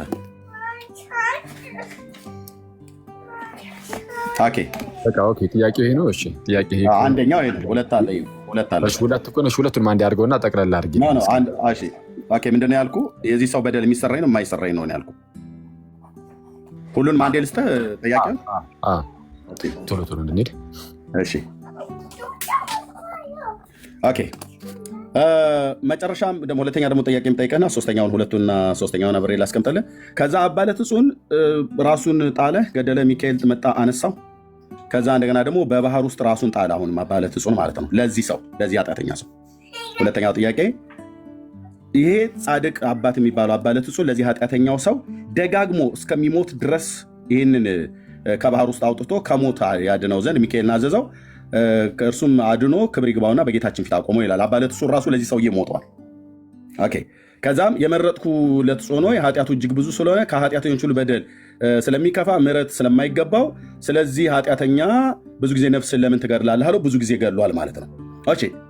ከገደለ በኋላ አባለትጹን ጻድቅ ሰው ስለሆነ ማለት ነው፣ በጻድቃን ምልጃ ስለምታምኑ ይህ ጻድቅ ሰው አባለትጹን የሚባለው በእናንተ አስተምሮት ለዚህ ኃጢአተኛ ሰው ደጋግሞ እስከ ሞት ድረስ አንዴ በመውደቅ አንዴ ባህር ውስጥ ራሱን በመጣል እስከ ሞት ድረስ ለምኖለታል። ጌታ ግን ይቅር አላለለትም። ኦኬ፣ ይቅር አላለለትም። ስለዚህ የአባለትጹን አማላጅነት አልሰራለትም ማለት ነው። ለዚህ ኃጢአተኛ ሰው ጻድቃን ይለምናሉ ብላችሁ የምትሉ ስላለ የአባለትጹን ጸሎት አልሰራም ማለት ነው። ለምን አልሰራም ብዬ የምለው ይህቺ ነፍስ አፈርቱን እንጂ ለስቃይም ወይንም ለህይወትም አትሁን አለ። አባለትጹም ለይቅርታው ቸርነቱ ገናና መድኃኒታችንን ፈጽሞ አመሰገነ ይላል። መቼ ይቅርታ አደረገለትና ጌታ? መቼ ምህረት አደረገለትና ጌታ? ጌታን ዝም ብሎ በአውላላ ሜዳ ላይ ማመስገን ይቻላል። ይሄ ሰው እኮ ግን ይቅር አላለውም። ነፍሱን ለስቃይ ወይንም ለህይወት አትሁን ብሎ አፈርቱን ብሎ አለ። ኦኬ። አሁን ሁለተኛ ጥያቄ የአባለትጹንን የማማለድ ስራ፣ የጻድቃን የማማለድ ስራ የት አለ? እዚህ ጋር ለዚህ ኃጢአተኛው ሰለሞኖ እግዚአብሔር ይቅር አልለውም ነው ብሎ ያለው። ይሄ ሰውዬ መንግስተ ሰማያት ቢገባ ነበር አባለትጹን አማላጅ ተብሎ የሚባለው። ኦኬ። ሶስተኛው ነፍሱ አፈርቱን ብሏል። ነፍስ አፈር መሆን ትችላለች ወይ? መጽሐፍ ቅዱስ ምን ይላል ስለ ነፍስ? ነፍስ አፈር መሆን ትችላለች ወይ? ጥያቄ በመክብብ መጽሐፍት ላይ ነፍስ ወደ ፈጠረው ወደ እግዚአብሔር የምትሄደው፣ ስጋ ግን ወደ አፈር ነው የሚሄደው። ስለዚህ ሶስት ነው ጥያቄ። አንደኛው የዚህ ሰው በደል ኃጢአት ይቅር የማይባል ኃጢአት ነው ወይ? ሁለተኛ የአባለትጹን ምልጃ ለዚህ ኃጢአተኛ ሰው የታለ? ሶስተኛ ነፍስ አፈር ትሆናለች ወይ? ይሄ ነው ጥያቄ። ቴንኪው። ኦኬ፣ ቀጥል። እሺ፣ እግዚአብሔር ያክብርልኝ። ጠቅላላ ያለ መልስ ልስጥ። እንግዲህ ያው ጊዜ እኔ ከሆነ ማለት ነው። እንግዲህ ኤርሚ ጥያቄውን ሲጠይቅ ወደኋላ መለስ እያለም እያሳየም ስለነበረ ሲጠይቅ የነበረው እኔ መለስ ብዬ ልጀምር። እንግዲህ አሁን ወንድማችን ኤርሚያስ አቮይዲንግ ደ ኢሹ የተሰኘ አንድ ፋላሲ ሰርቷል። አቮይዲንግ ደ ኢሹ ማለት ምንድነው? ዋናውን ርዕስ መሳት። ዋናው ይሄ የስንክሳር ክፍል የተነሳበት ትችት እንዴት ያለ ነበረ? እንደው አባለትጹን እንዲህ ያለ ኃጢአት አድርጓል እሱን ልታመልክን የሄድከው ብሎ እፎይን ሲከሰው ነው የሰማሁት። ስለዚህ የመጀመሪያው ሶስቱም ጥያቄዎች እመልሳለሁ በነገራችን ላይ። እሺ፣ ከዚህ ግን መጀመር አለብኝ። ለዛ ነው እሱ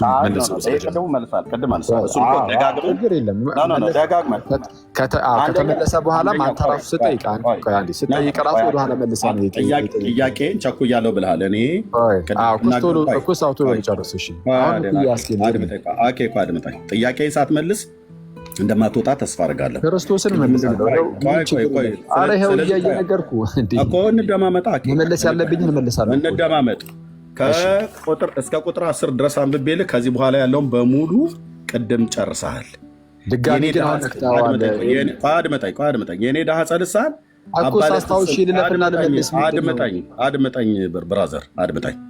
አይኑ አውቃለሁ እንደሚከብድህ አውቃለሁ። እንግዲህ ከቻልክ መልሰው፣ ካልቻልክ ደግሞ ይህ 3 ጥያቄ አቅርቤልሃለሁ። ከቻልክ መልሰው። ኦኬ አባለት ጽን ብሎ የሚለውን ሰው የኔ አባለት ጽን ብዬ መናገሬ ትክክል አይደለም። ዳህ ጸልሳል አንተ እያልኩ አጨርሰኝ። ወደዚህ እንድትመለስ እስከ ቁጥር 10 ድረስ መልሰሃል። ከቁጥር 11 ጀምሮ ያለውን አድመጠኝ። አይደለም እኔ አይደለም የመለስኩት። ከቁጥር 11 ጀምሮ ያለውን እስከ 19 አንብቤ ያለው 3 ጥያቄ እንደማመጥ እንጀምራለን። ወደኋላ ተመለስማ። ወደኋላ ጨርሰናል። ወደኋላ እየተመለስኩ አይደለም። ስለዚህ እዚህኛው ላይ መልስ። እሺ አንዴ እባክህን። ለምን እንደዚህ ታደርግ አላውቅም። አንዴ አንተ ስትጠይቅ ኤርሚ እባክህን አንዴ ለመስማት ሞክር። እስካሁን ሰምቼ ይሄን ሁሉ ሰዓት ቁጭ ብዬ የሆነ መናገር ስትጀምር ለመያዝ ትሞክራለህ።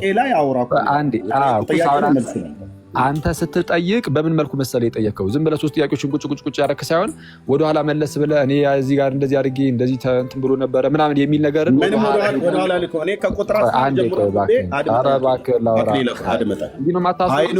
ይገባኛል። ብዙ ሰው ይከታተልሃል። ወንድሞች ከክርስቶታ እንደማይለቁ አውቃለሁ። ምክንያቱም እውነቴን ብዬ መልኩ እንዲህ ብሎ እንደምታርጉት ሰው ሲመጣ አድመጠኝ ብራዘር። ከቁጥር 1 እስከ ቁጥር 10 ድረስ አነበብኩ አይደል? ላኬ አሁን አንዴ እባክህ አነበብኩ አይደል? ከቁጥር 1 እስከ ቁጥር 10 ድረስ አንብቤ ቁጥር 10 ላይ ዝጋ አቁመው አልከኝ አይደል?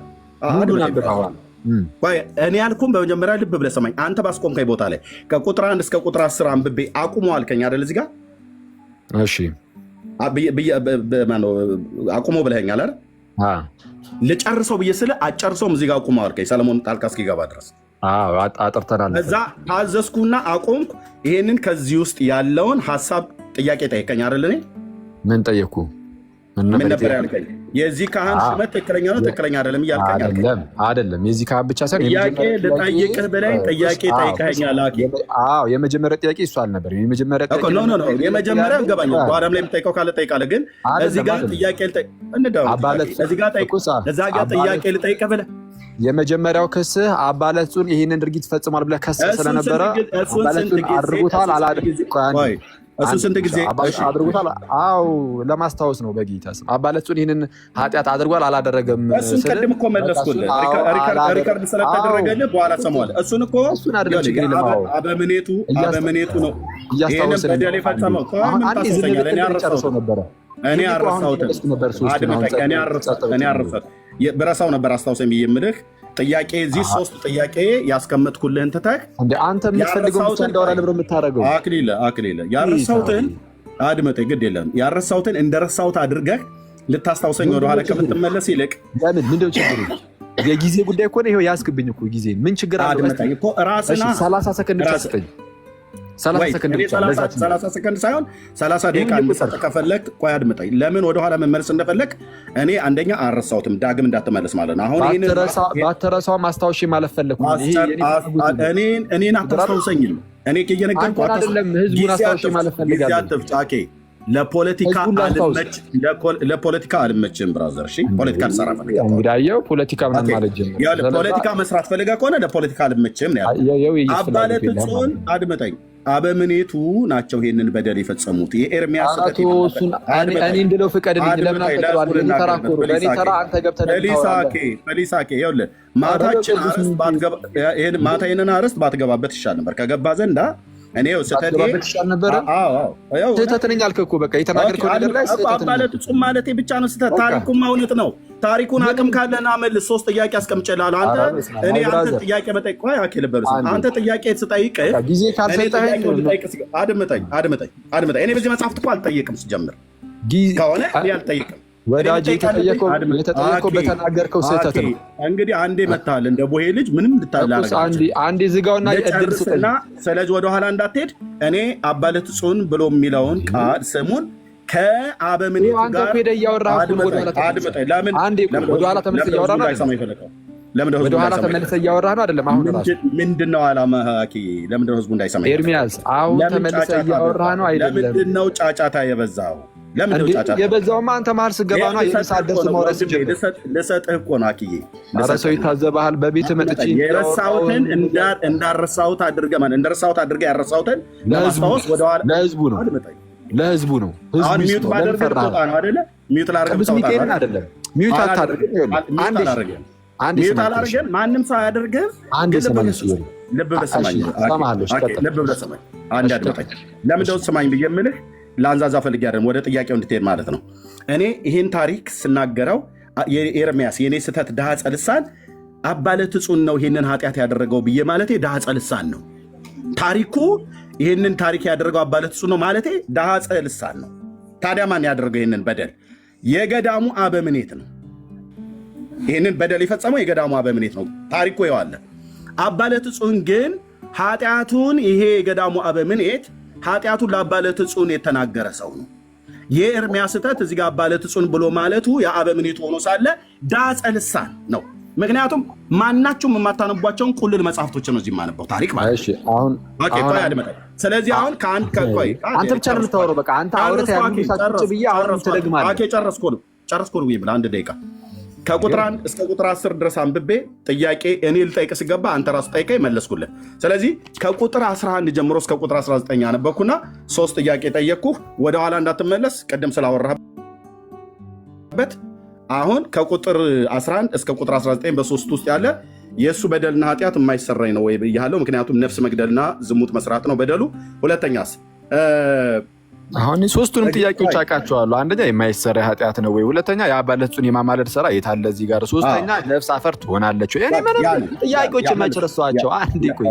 ስለዛ እኔ ስመልስ በምን መልኩ መመለስ እንዳለብኝ አውቃለሁ። ኤርሚ ፕሊዝ ወደኋላ ብመለስ አንዳንድ ነገሮችን ለማስታወስ። ስለዛ ቆይ አይደለም አንዴ ስማኝ፣ ኧረ እባክህን ስማኝ። የጠየቁት ጥያቄ ለምን ይህ ነው ባይዞ እየመለስኩልህ ያለው? የጠየቁት ጥያቄ ላይ መልስ መልስ። ለምንድን ነው የፈራኸው? 30 ሰከንድ እንዳላወራ 30 ሰከንድ ስጠኝ። እሺ 30 ሰከንድ እሰጥሃለሁ። ከቁጥር 1 30 ሰከንድ። እሺ ኧረ በስመ አብ አንተ አሁንም ተመልሰህ ላውራ እያልክ ነው። እኔ ከፈለክ አሁንም መልሼ የምመጣሉ። ለምን እንደው ታውቃለህ? ከቁጥር 1 እስከ ቁጥር 10 ድረስ ስለዛ በቃ እንዲመለስልህ አልፈለግም ማለት ነው። ቤትህ ድረስ መጥቻለሁ። 30 ሰከንድ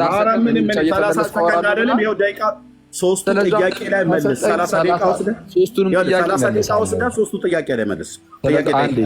ስለዛ ሶስቱን ጥያቄ መልሳል። አንዴ እባክህን ሶስቱን ጥያቄ ኧረ እባክህን አፋፌን አትበለኝ። አንተ ምን አይነት ሰው ነህ? አፋፌን አትበለኝ እንጂ በጌታ በኢየሱስ ስም ሶስቱንም ጥያቄን ያልመልስም አላልኩም። ኢቭን ታሪኩ ላይ ያለውን ነገር እንኳን ትላንት ያስቀመጥኩት ነገር አለ። እሱንም እነግራችኋለሁ። እንግዲህ ያኛውን ካልሰማችሁ እዚህ ላይም እሰማችኋለሁ። ማነው እነግራችኋለሁ፣ ትሰማላችሁ። ሰው ይህንን ሁሉ ነገር አደርጋለሁ፣ ግን ለማስታወስ ያህል 30 ሰከንድ 20 ሰከንድ አንዴ ቆይ። እሺ ላውራ። እያበደ ነው። አንዴ ቆይ። ሚዩት አድርገው። ላከ ሚዩት አድርገው። ካልሆነ ታይቆርዳለህ። ላከ ያሬድ ሚዩት አድርገው። ኦኬ የኔ ወንድሞች ማናቸውም አልከፈቱም። ላከ ያሬድ ከከፈትክ ማይክ ታይቆርዳለህ። 20 ሰከንድ እንዳታቋርጠኝ እንደው በጌታ ብዬ። ለምንድን ነው 20 ሰከንዱ ለምንድን ነው የፈለከው? 20 ሰከንድ እንዳታቋርጠኝ አንተ። ለምንድን ነው የፈለከው? 20 ሰከንዱ ለምንድን ነው የፈለከው ነው ብዬ። 20 ሰከንዱ የፈለኩት ጥያቄ ጠይቀኸኝ የለ ስመልስ መልሱን የማስቀምጠው በመግቢያ ነው የምመልሰው። መግቢያ 20 ሰከንድ ነው። መግቢያ ላይ ቅድም ተናግረሃል። መግቢያ ላይ ከቁጥር አድምጠኝ። አንዴ ስማኝ። ሳትሰማኝ ምን መግቢያ ላይ ከቁጥር 1 እስከ ቁጥር 10 ድረስ ባለው ላይ ሳነብልህ መግቢያ በላይ ቪዲዮ አድምጥ ብቻ ነው ያለው። አንተም አድምጥ እንጂ ብራዘር። እቺን ያክል ለቅቄ አንልዳለህም ብራዘር። ምክንያቱስ መግቢያ ላይ አተታ ሰጥተሃል፣ ቪዲዮ ላይ አስተያየት ሰጥተሃል። ከቁጥር 1 እስከ ቁጥር 10 ድረስ አንብቤልሃለሁ። እዚህ ጋር ጥያቄ ጠይቀህ አስቆመኛል። አሁን ከቁጥር 11 እስከ ቁጥር 19 ድረስ ማለት ነው እያየሁ ያለሁት ነገር ነው ብራዘር። ምን አስፈራህ? ግድ የለም 20 ደቂቃውን 20 ሰከንዱን የፈለግከው ያረሳሁትን ልታስታውሰኝ ነው። አንተን ብቻ አይደለም ህዝቡን ነው። የተጠየቀው መልስና መጨረሻ ላይ አጠቃላይ 30 የማጠቃለያ ሀሳብ ከፈለግ 3 ደቂቃ እሰጥሃለሁ። ጥያቄውን መልስ። ይህን ጥያቄ ፈርተዋል ማለት ነው። ይኸው ልመልስ ነው። መልስ፣ በቃ መልስ። ስለዚ ምንም ነገር እንዳትገባብኝ ጥያቄው ላይ መልስ። ሚዩት አድርግ እስቲ ከቻልክ። እኔ ችግር የለም፣ እኔ የቤቱ ባለቤት ስለሆንኩ አልገባብህም። ጥያቄውን መልስልኝ። እሺ፣ ስለዛ 3ቱን ጥያቄዎች ወደ መመለስ እገባለሁ። ዋናው ርዕስ በቃ ተዘግቷል፣ እንዳያችሁት ዋናው ርዕስ አልተዘጋም። መታሃል እንደ ወይ ልጅ አግኝቻለሁ እና መልስ። እነዚህ መጽሐፍቶች አስክጄ ትወጣለህ ማለት ነው። በእውነት ጥያቄውን መልስ። የጠየቁን 3 ጥያቄዎች የጠየቁን 3 ጥያቄዎች 3 ጥያቄዎች እንደውም አገኘው 3ቱን ጥያቄዎች መልስልኝ። 3ቱን ጥያቄዎች መልስልኝ። ስለ መድኃኒዓለም አቅም ካለ 3ቱን ጥያቄ እዚህ ህዝብ ፊት መልስ። 3 ጥያቄ ጠይቄያለሁ፣ መልስ። ሌሎች ሚዩት እንዳታደርጉት እሺ። ማንም ሰው ሚዩት እንዳያደርገው። ወንድምነት አትዝጋው፣ ዳጊ አትዝጋው። እኛ ቤት ኮሜንት አይዘጋም፣ ክፈትላቸው። አኬ መልሰው። ሚዩት እንዳታደርጉት ነገር ያለው ወንድሞች እህቶች፣ አኬን ሚዩት እንዳታደርጉት፣ ራሱ ሚዩት ማድረግ ስለሚችል ማለት ነው። ጸጋ ያብዛላችሁ። አኬ መልሰው። ጨርሰሃል? መልሰው። ጨርሻለሁ። ለ3 ደቂቃ ጊዜ የፈለግከውን ውሰድ። ለ3 ጥያቄ ማለት ነው። እሺ፣ አሁን ስመልስ በተቻለ አቅም እንዳገባ 20 ሰከንድ ቢግ ዲል ሆኖ አይደለም፣ ዝም ብለህ ነው። አሁን እንደዚሁ ለፖለቲካ ልምጭማል የገጠር ልጅ ነኝ ብዬ ስልህ ዝም ብለህ ነገር የማይገባኝ ገሪባ መስለው ከሆነ ብራዘር እንደዛ እንዳትሄድ። ለፖለቲካ ልመችም ጥያቄው መልስና ከዛ ማጠቃለያ ሀሳብ በኋላ ከሰጠህ ትሰጣለህ። ሄድ። ጨረስክ አሁን? እሺ፣ ለማንኛውም ያሁን ፖለቲክስ ነው ምናምን ያልከኝ ሁሉ ምንም ፖለቲክስ የሆነ ነገር የለውም። ምንም ዋናውን ርዕስ ህዝቡ ሁሉም ያውቀዋል። ምን ብለህ እንደተናገርክ እሱን ስህተት እንደሆንክ ካመንክልን እነዚህ አሁን የቀሩት ሌላ እንደው ቢያንስ በሌላ ማምለጫ አይነት ነገር የቀረቡትን ለጥያቄው መልስ ከገባህበት ዘንዳ ገጥመናል። ችግር የለብኝም። ኧረ እባክህ ልመልስ ነው በቃ አንዴ። እሺ፣ አሁን የተነሱት ጥያቄዎች አንደኛ የማይሰራ ኃጢአት አለ ወይ? 3ቱንም ቀለል አድርጌ መለሰላችሁና ከዛ በኋላ ደግሞ ከታሪኩ አንጻር ደግሞ አንድ የምነግራችሁ ነገር አለ። የማይሰራ ኃጢአት ነው ወይ? ምን አይነት ኃጢአቶችን ዘርዝሮ ነው እንደዚህ ያለን? ዝሙትና ሰውን መግደል ማለት ነው። ሰውን መግደልና ዝሙት የማይሰራ ኃጢአት ነው ወይ? ኃጢአት በራሱ የማይሰራ አይደለም። እንደዚህ አይነት ኃጢአት የማይሰራ አይደለም። ኦኬ፣ ታዲያ እግዚአብሔር ለምን ኃጢአቱን ሳይሰረይለት የሚል ጥያቄ አብሮ ተያይዞ ሊነሳ ይችላል። እግዚአብሔር የኃጢአቱን የበደሉን ብዛት አይቶ ያንን ሰው አሁን ያደረገውን አይታችኋል አይደለ? አንደኛ ቅስና ሳይሾም እንዶ ቀሲስ ነኝ አለ፣ ቅስናው አለኝ አለ። ስለዛ በኤርሲያናችን ውስጥ ገና በኤርሲያን ውስጥ ያ ሰው ሲጀመር ህጋዊ ካህንም አይደለም፣ ቅድም እንደሰማችሁት ማለት ነው። ከኤርሚ ጋርም አንዱ የተማመንበት ነገር ይሄ ነው። ሲጀመር ህጋዊ ካህንም አይደለም። አሁን ታቦት ሊሸከም ይችላል ማለት የሚል ነገር ተነስቷል። ታሪኩ የውጭ ከሆነ ሲጀመር ታቦት አይሸከምም። ታቦት መሸከም ብዙ ጊዜ ያለው እዚህ ነው። ለማንኛውም ማለት ይሄ አይነት ስርዓቶች አሉት ማለት ነው። እስከማውቀው ድረስ እንጂ አላውቅም። ይሄ ነው ኖረም አልኖረም ግን አሁን አያችሁ ልክ እንዳሁኑ ጊዜ እንዳሁኑ ዘመን ይሄ ዶክመንተድ የሆነ ነገር ምናምን አሁን ካህናት ምናምን ዶክመንት አላቸው አይደለ?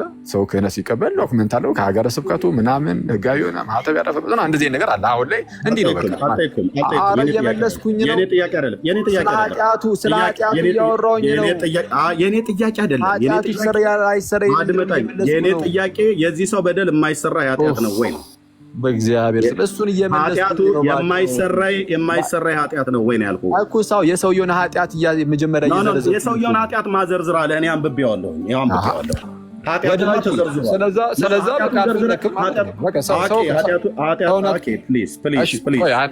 እንደ ከበደ ይገባኛል። የወንድማችን እንትኑ ገብቷችኋል። ኃጢአቱ ተዘርዝሯል እዚህ ኤርሚያስ ኃጢአቱን ዘርዝርልኝ አይደለም ያልኩህ። ኃጢአቱንማ ቅድም ዝሙትና ነፍስ መግደል ነው ብዬ ነግሬሃለሁ።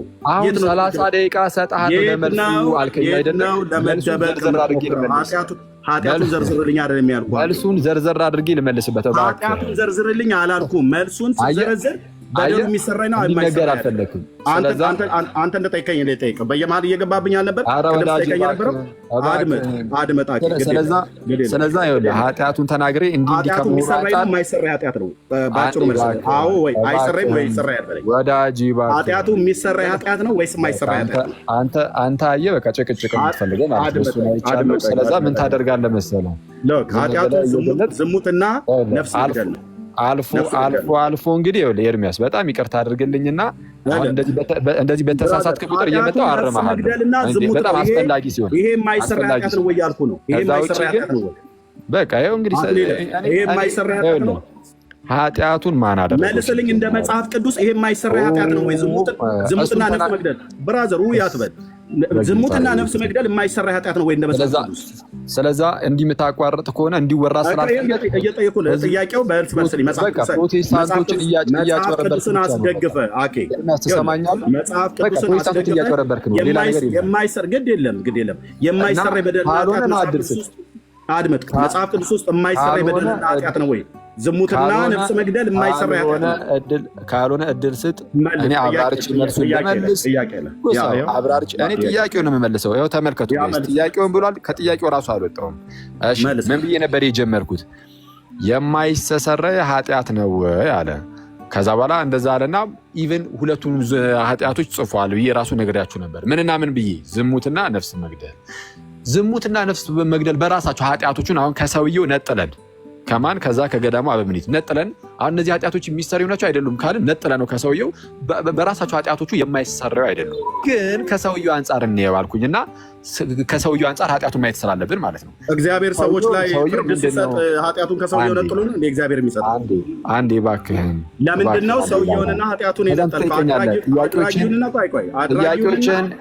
አድራጊውን ያዝና ኃጢአቱን አድራጊው አካልና ኃጢአቱን ለምን ልነግርህ ነው። ያዕቆብ ጫወታ አትጫወት ብራዘር። ኧረ መልሳለሁ እባክህን። አሁን የጠየከውንም ኃጢአቱን ከሰውየው ለምን እንደመነጠል የፈለግከው? ጊዜ ብትፈጅ አልኩህ 10 ሰዓት አስቀምጣለሁ። ለምንድን ነው ኃጢአቱን የነጠልከው? ለምንድን ነው ከሰውየው የነጠልከው? እግዚአብሔር ኃጢአት ላይ አድምጠኝ አድምጥ ብራዘር። የጠየኩህ ጥያቄ ላይ ካላወራህ በእያንዳንዱ ፌርማታ ቅድም እየገባህብኝ እኔ እንደጠየቀኝ እኔም እጠይቅሃለሁ ማለት ነው። ያዕቆብ ጫወታ አትጫወት። እዚህ ጋር አየሁሽ አላየሁሽ አትጫወት። ለምንድን ነው ኃጢአቱ የሰራውን ሰውዬ ከኃጢአቱ ለይተህ እግዚአብሔር ኃጢአቱና ኃጢአተኛው ምናምን ብለህ የምትለው? ይቅርታ ትንሽ 3 ደቂቃ ብቻ። እሺ ቆይ ምንድን ነው? እሺ ምን አለ? ምን ተገኘ ነው ወይ? ለምን እንዴ? ምን ተገኘሽ? እዛ ምን አለ?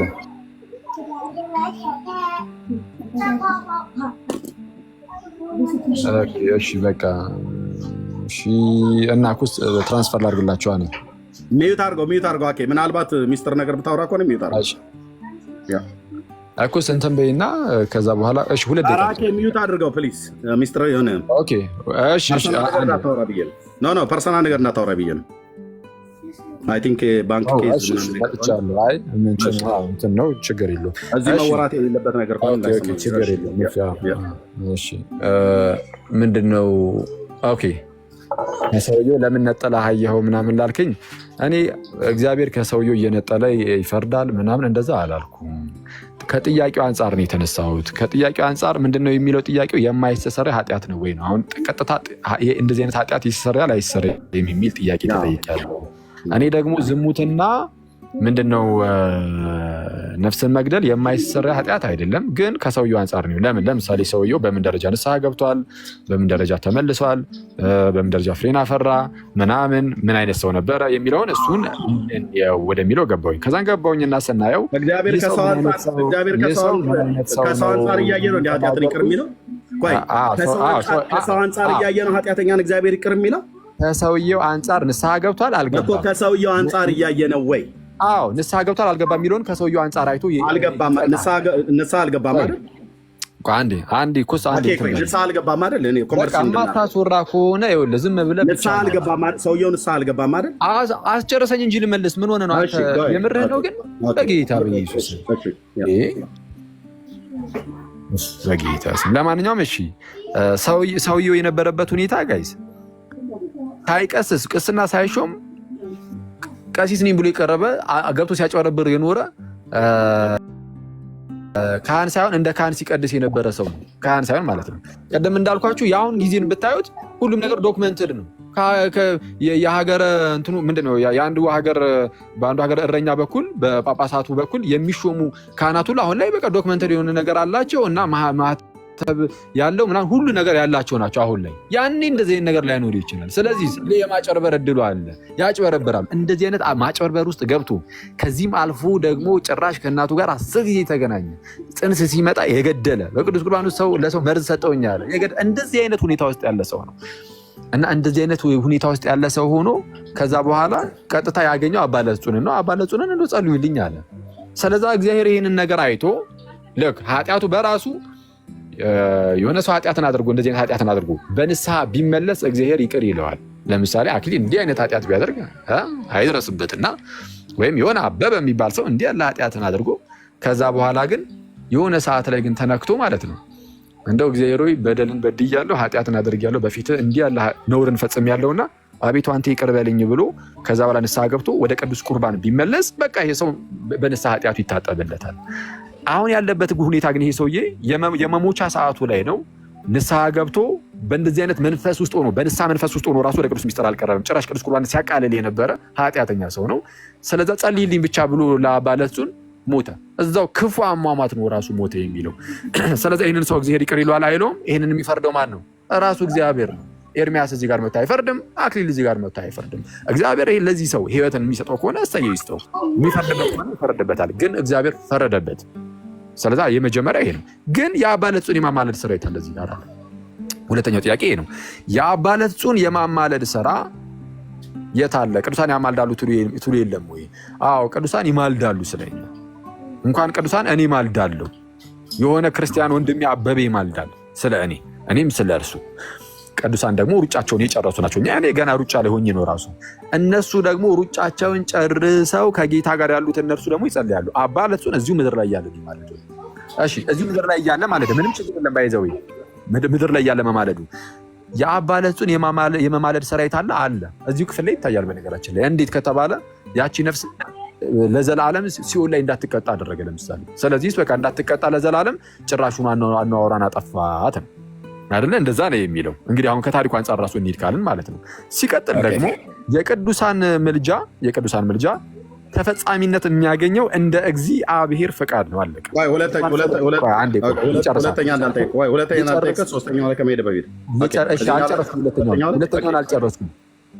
ሁለተኛውን አልጨረስኩም። ሶስተኛው ላይ ከመሄድ በፊት ሁለተኛው ላይ የቅዱሳን የምልጃ ስራ እግዚአብሔር እንደፈቀደ ነው የሚሆነው። እንዴ ዝም ብሎ ያመሰግናል እንዴ ምልጃውን ሳይቀበልለት አለ ኤርሚያስ ወዳጃችን። አዎ እግዚአብሔር እናመሰግናለን። ኢቭን ምልጃችንን ባይቀበል ራሱ እግዚአብሔር እናመሰግናለን። ባይቀበል ኖሮ ራሱ አክቹዋሊ እዚህ ጋር የተፈጠረ ነገር አለ እንዳሳያችሁ። ግን ባይፈጠር ራሱ ማለት ነው ምልጃን አቅርቤ እግዚአብሔር ያንን ምልጃን ባይቀበለውም አመሰግናለሁ እግዚአብሔር። ለምን? የእርሱ ፈቃድ ስለሆነ። ጌታ ኢየሱስ የሚያስተማረን ይህንን ነው። የትኛውን አባቶ ቢቻልስ ይህች ጽዋ ከእኔ ትለፍ አለና፣ ነገር ግን ያንተ ፍቃድ ይሁን እንጂ የኔ ፍቃድ አይሆን አለ። ስለዛ ከእኛ ለምሳሌ የሆነ ነገር እንዲርቅልን ጸልየን ባይርቅ ባይሳካ ማለት ያ ጸሎት ምንድነው ተፈጻሚነትን ባያገኝ በቃ የእግዚአብሔር ፈቃድ ሆኗልና እግዚአብሔርን እናመሰግናለን፣ እግዚአብሔርን እናመሰግናለን። እና የቅዱሳን ምልጃ የመጀመሪያው የሚሰራው እንደ እግዚአብሔር ፈቃድ ነው። እንደ እግዚአብሔር ፈቃድ እግዚአብሔር እስከፈቀደ ድረስ እንጂ እነሱ ያሉ ብቻ አይደለም። ኦኬ እዚህ ጋር ልጠይቅህ።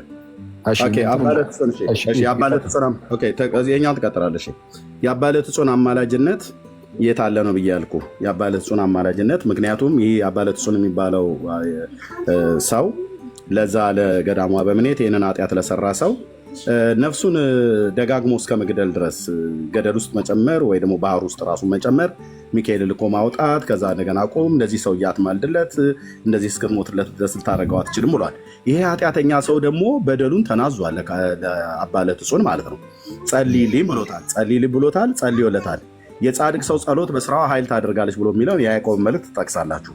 የዚህ አባለትጹን ጸሎትና ኃይል ለዚህ አማላጅ ለዚህ ኃጢአተኛ ሰው አንዳች አልሰራለትም። ምክንያቱስ የአባለትጹን ጸሎት ውሃ እንደሆነ ጥያቄህን አቅርብና ፕሊስ መልሽ መልስና ከዛ በኋላ የራስን ሪፍሌክሽን አብራርቼ ነው የማቀርበው።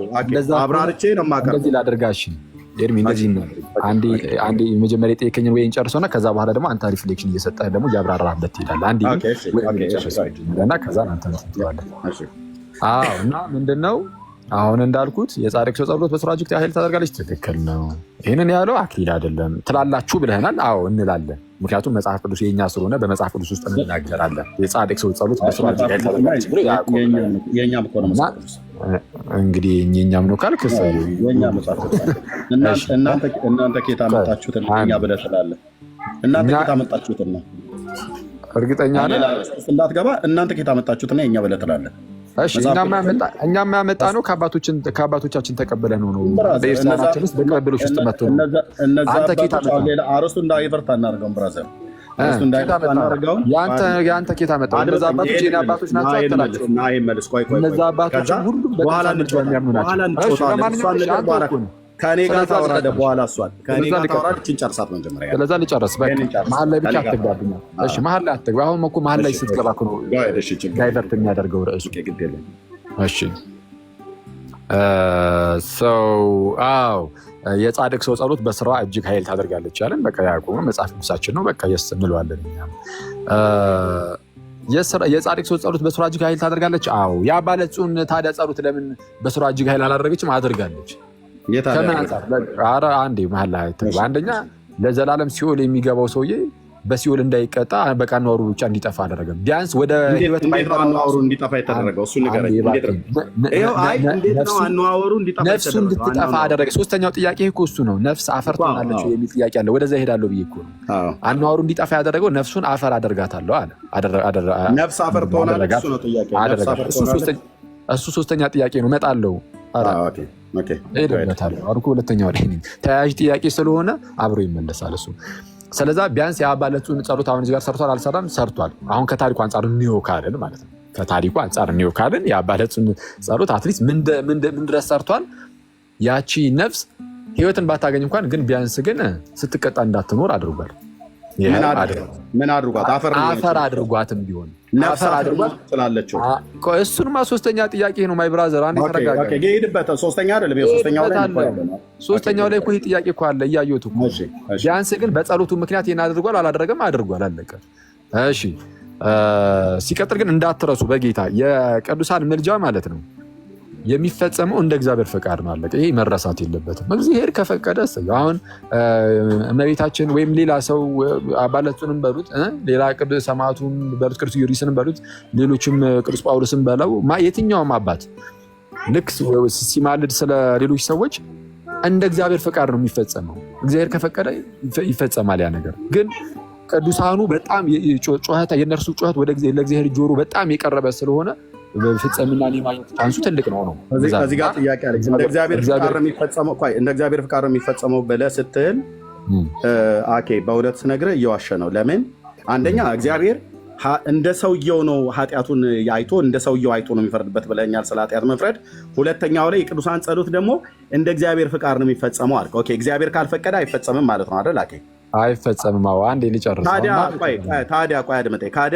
በታምረ ማርያም ታምር 110 ላይ የዛሬ ስንት ዓመት የጠየቅኩህን ሂድና ጠይቅና ነብይ አባቶችን በዛ ክፍል ላይ የእግዚአብሔር ፍቃድ ያ የ110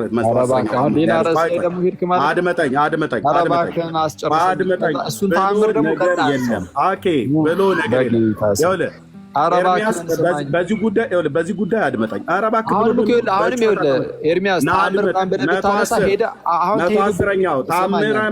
ታምረ ማርያም ላይ 110ኛው ታምር ላይ አድመጠኝ። ጡቴን ቆርጬ ፀጉሬ ማነው ፊቴን ነጭቼ እንደዚሁም ልብሴን ቀድጄ ብላ ካልማርክሊ ብላ የእግዚአብሔር ፍቃድ አልምረውም ማለት ታምር 110 ላይ ማለት ነው። ይህ ሰው ክርስትናውን፣ ጥምቀቱን፣ እኔንም መላእክትንም ንቆ ክዷልና አልምረውም ብሎ አንዴ ጠየቀችው እምቢ አላት። መልሳ ጠየቀችው እምቢ አላት። ቆይ አድምጠኝ። መልሳ ጠየቀችው እምቢ አላት። መጨረሻ ላይ ግን የጌታ ፍቃድ ሰውየው ሲኦል እንዲገባ ነው የተፈረደበት። 110ኛው ተመሳሳይ ስለሆነ ነው። ኦኬ አሶራኝ ፕሊዝ። ሌላ ርዕስ ውስጥ ገብቷል። እያያችሁት አይደለም? ቤታቸው ገብተን ተመሳሳይ ታሪክ ነው። ተመሳሳይ ታሪክ ነው። ተመሳሳይ ታሪክ ነው። የምጠይቅህ ከስንክሳርና ከታምረ ማርያም ተመሳሳይ ታሪክ ስለሆነ ተመሳሳይ ታሪክ ነው። ኦኬ እባክህ ሰው ይስማበት። ተመሳሳይ ታሪክ ነው። እዚህ 110ኛው ታምር ላይ የጌታ ፍቃድ ሰውየው ሲኦል እንዲገባ ነው። ምክንያቱም ጥምቀት ተክዷል። 110ኛው ታምር ታምረ ማርያም እና ጥምቀት ተክዷል፣ ክርስትና ተክዷል፣ ራሱ ክርስቶስ ተክዷል፣ መላእክት ተክደዋል።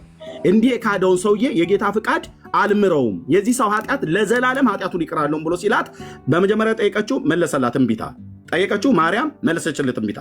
መጨረሻ ላይ ልብሴን እቀዳለሁ፣ ጡቴን ቆርጣለሁ፣ ጉንጮቼን እሰነጥቃለሁ ብላ ስትል በማስፈራራት የእግዚአብሔርን ፍርድ ለውጣለች ማርያም በታምረ ማርያም 110ኛው በእንተ ጥብርያኖስ ነጋዴ ላይ ማለት ነው።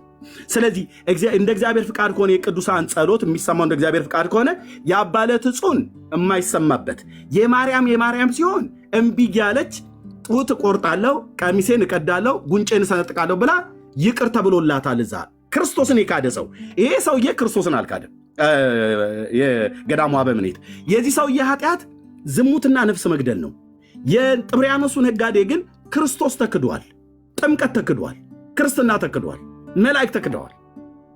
ቢያንስ ሌሎቹን እንኳን ብታው ጥምቀትና ክርስቶስ ነገረ ክርስቶስና ሚስጥረ ጥምቀት ተክዷል። ከአምስቱ አማረ ሚስጥር ሁለቱ ማለት ነው። ተክዶ ያን ሰው ቀሚስ ቀዳ፣ ጉንጯን ሰንጥቃ ተመሳሳይ ታሪክ ስለሆነ ነው። እንደ እግዚአብሔር ፍቃድ ማለት ነው። እንደ እግዚአብሔር ፍቃድ ብለህ ነው።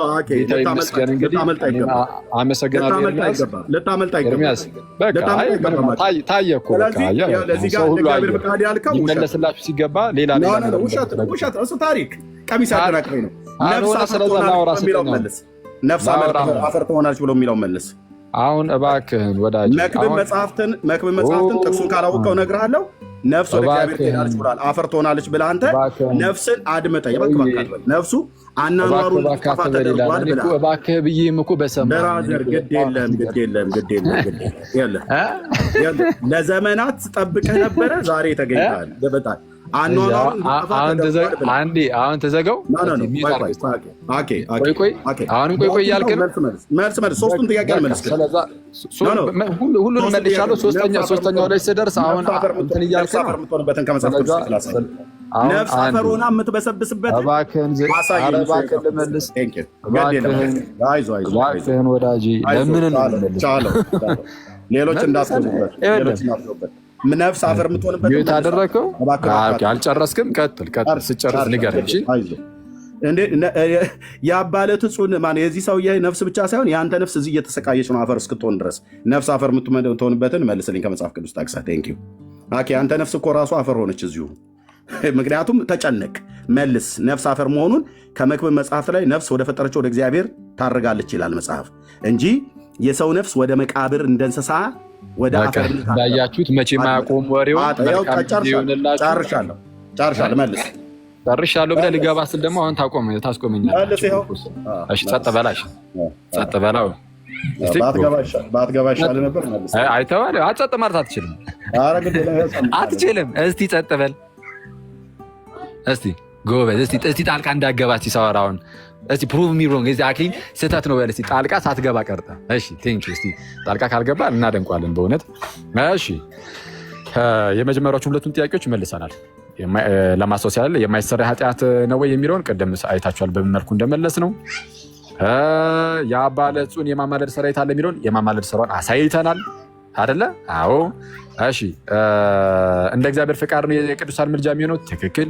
አይ እመቤታችን እኮ እንደዚህ ብላ ነበር እንዲያ ብላ ነበር የሆነ ተአምር ክፍል ላይ ምናምን ለሚለው እመነኝ፣ ያንን የተአምር ክፍል አሁን ሂጅ በስነ ስርዓት ልክ አሁን ስንክሳር ላይ እንደተሳሳትከው ያንንም ባየው እርግጠኛ ሆኜ ስህተት ሆነ መጥቼ አርሜህ በቤትህ ማለት ነው አጋልጬ ልሄድ ይችላል እርግጠኛ ሆኜ።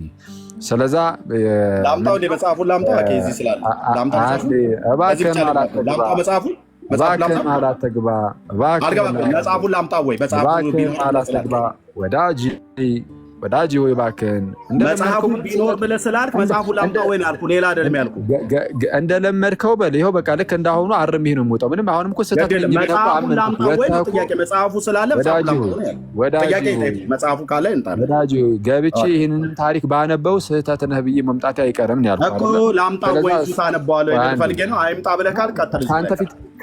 ከአንተ ፊት ማንበብ አይጠበቅብኝም። ስንክሳሩን ከአንተ ፊት አንብቤው አይደለም ራሴ ስንክሳሩን እኮ አነበብኩ። ሳነበው ስህተት መሆንን አጋለጥኩ። ከዛ በኋላ ኧረ እኔ ያው ተሳስቻለሁ ብለህ መጥተህ በአደባባይ አምንት። ለዚህ ደግሞ ጌታ ተይዘሃል። አሁን ጥያቄ መልስ። ተይዘሃል አንተ ሞለች የሚል ነገር ተጠይቀው። አሁን በደንብ አድርገህ ሰማ።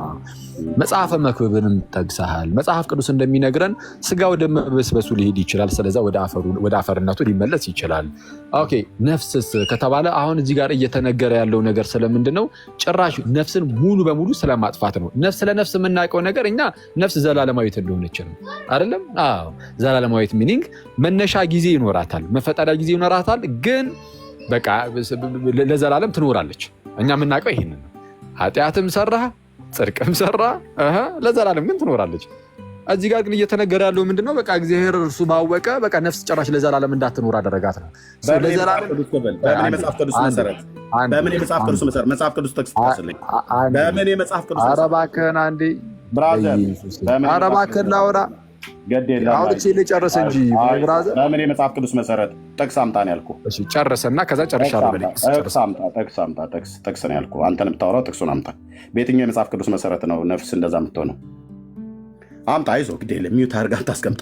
መጽሐፍ ቅዱስ ጥቀስ። እኔ መክብብን ጠቅሼልሃለሁ። አንተ ጥቅስ ጥቀስ። ዝም ብለህ እንደ ቡና ወሬማ አናወራም። ጨርስ አትበል። ጥቅስ አምጣ። ጨርስ አይደለ? ግድ የለም ጨርስ። አማርኛ ቃሉ ጨርስ እያልክ አንተ ከስልክ ጋር ይዘው ይመጡልሃል። ጨርስ በል አንተ። እኔ መክብብን ጠቅስኩልህ አይደል? አንተ ጨርስ በል። አታቋርጥ።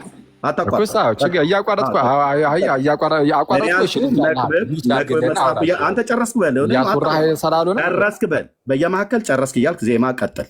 እኔ ያልኩህ መክብብ መጽሐፍትን ጠቅሼ ነፍስ ወደ ፈጠረች ወደ እግዚአብሔር ትሄዳለች እንጂ እንደ እንስሳ ነፍስ ወደ አፈር።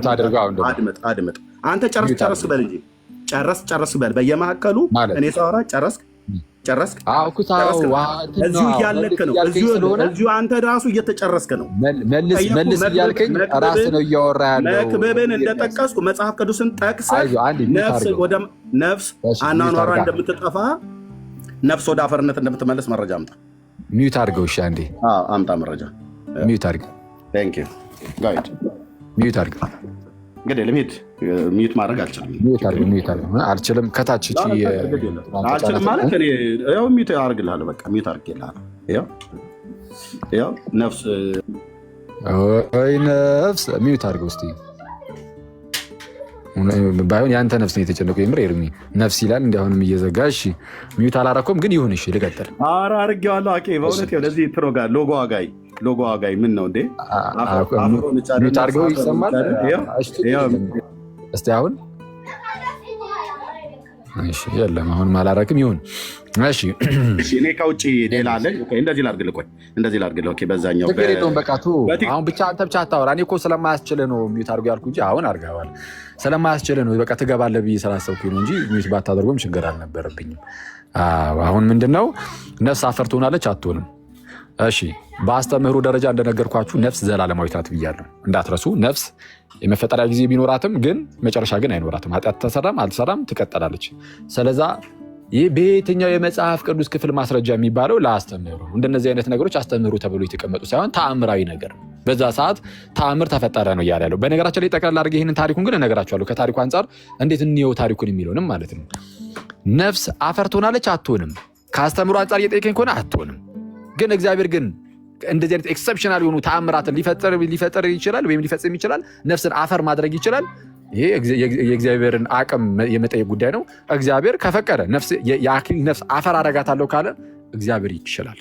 ይህንን ነገር እግዚአብሔር ይችላል ማለት ይሄ የእግዚአብሔርን ምንድነው ማድረግ ይችላል አይችልም አይነት ጥያቄ ከሆነ ግን በአስተምህሩ ደረጃ ግን ምንድነው አልኳችሁ፣ በቃ ነፍስ አንድ ጊዜ ከተፈጠረች በኋላ ለዘላለም ነው የምትኖረው። አለቀ።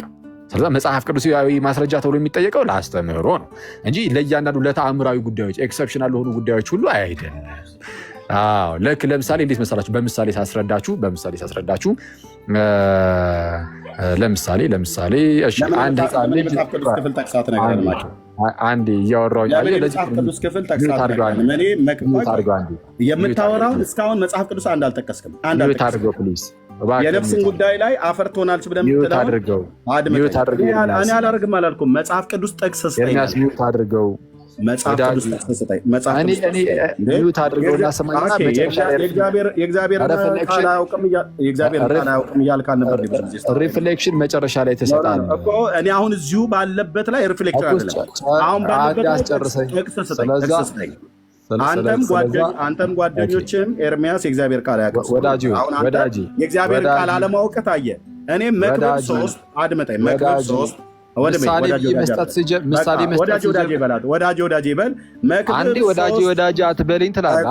መክብብ 3:21 ወንድምዬ አታምታታም ስለ ብራዘር የዚህ መክብብ 3:21 የሰው ልጆች ነፍስ ወደ ላይ እንደምትወጣ እንደምትወጣ የእንስሳ ነፍስ ወደ ምድር ወደ ታች እንደምትወርድ የሚያውቅ ማን ይላል? አድምጠኝ። አንተ ነፍስ አፈር ሆነች ብሎ መጽሐፍ ይዋሻል። መጽሐፍ ነፍስ ወደ እግዚአብሔር አንዴ ብታስጨርሰኝ እኮ ለምን አታስጨርስም? ሰውን መጽሐፍ ቅዱስ ጠቅስ አምጣ። እሺ፣ ስለዛ አሁን ሁላችሁም ክርስቲያኖችም ፕሮቴስታንቶችም እያያችሁ ነው አይደለም? ነፍስ አፈር የምትሆንበትን የመጽሐፍ ቅዱስ አንዴ አስጨርሰን። እኔ አላስጨርስም አላልኩም። ጠቅስ እኮ እሱን እኮ ለሱ ምን እየመለስኩልህ እስኪ ንገረኝ። እየሰማኸኝ ከነበረ እስኪ ምን እየመለስኩልህ ለሱ የኮንትሮባንድ የአየር ለአየር አታድርገው። መሬት ነገር ናውራ አንጣ መጽሐፍ ቅዱስን አውቃለሁ ብለህ ስትላ ነበር እንዴ? አምጣ እኮ እንደዛ ለሱ ጥያቄ ምን ነበር የመለስኩት? የሰው ነፍስ አፈር የምትሆንበትን ከብሉይ ከአዲስ ጥቀሳትን የፊት እውነት አድርገው። የሰው ነፍስ አፈር የምትሆንበትን አምጣ። ሚዩት ላድርግለትና ለምን ታደርጋለህ? የሰው ነፍስ አፈር የምትሆንበትን ሚዩት አታድርግም ካልከኝም እሺ እኔ ላደርግልሃለሁ። ሚዩት አታድርግ አውራ ትላለህ። ሳወራ ደግሞ ታወራለህ። ኧረ እባክህን ወንጌላዊ ኤርሚያስ እባክህን በዚህ ግርግር ለማምለጥ አትሞክር። እየተማጸንኩ ነው። እንሰማማ። የጠየቅኩህ ልብ ብለህ እየተማጸንኩ ነው። አሁን ለሰማ ትላለህ። ስለዚህ ሚዩት ላድርግ። ጠቅስ ስጠኝ ነው ያልኩት። ኦኬ ጠቅስ ስጠኝ ነው ያልኩት። ልብ በሉ 3500 ሰዎች ነፍስ አፈር ትሆናለች ብሎ ይሄ የዚህ አበምኔቱ ነፍስ ለትጹን ጸሎት አፈር ሆናለች ማለት ዲሳፒር ሆናለች፣ አኗኗራ እንዲጠፋ ተደርጓል ብሎ ስንክሳሩ ማለት ነው። ዲሳፒር ነው የሆነችው። ገነትም አልገባችም የዚህ ሰው ነፍስ፣ ሲኦልም አልወረደችም። ታዲያ አፈር ነው የሆነችው ይላል። ይኸው ወንድሞች እናቶች፣ አሁን አክሊለ እዚህ ጋር ለመሸሽ የፈለገው ብዙ ጊዜ መጽሐፍ ቅዱስን ኤርሚያስ አያውቅም ስለነበር አልጨረስኩም።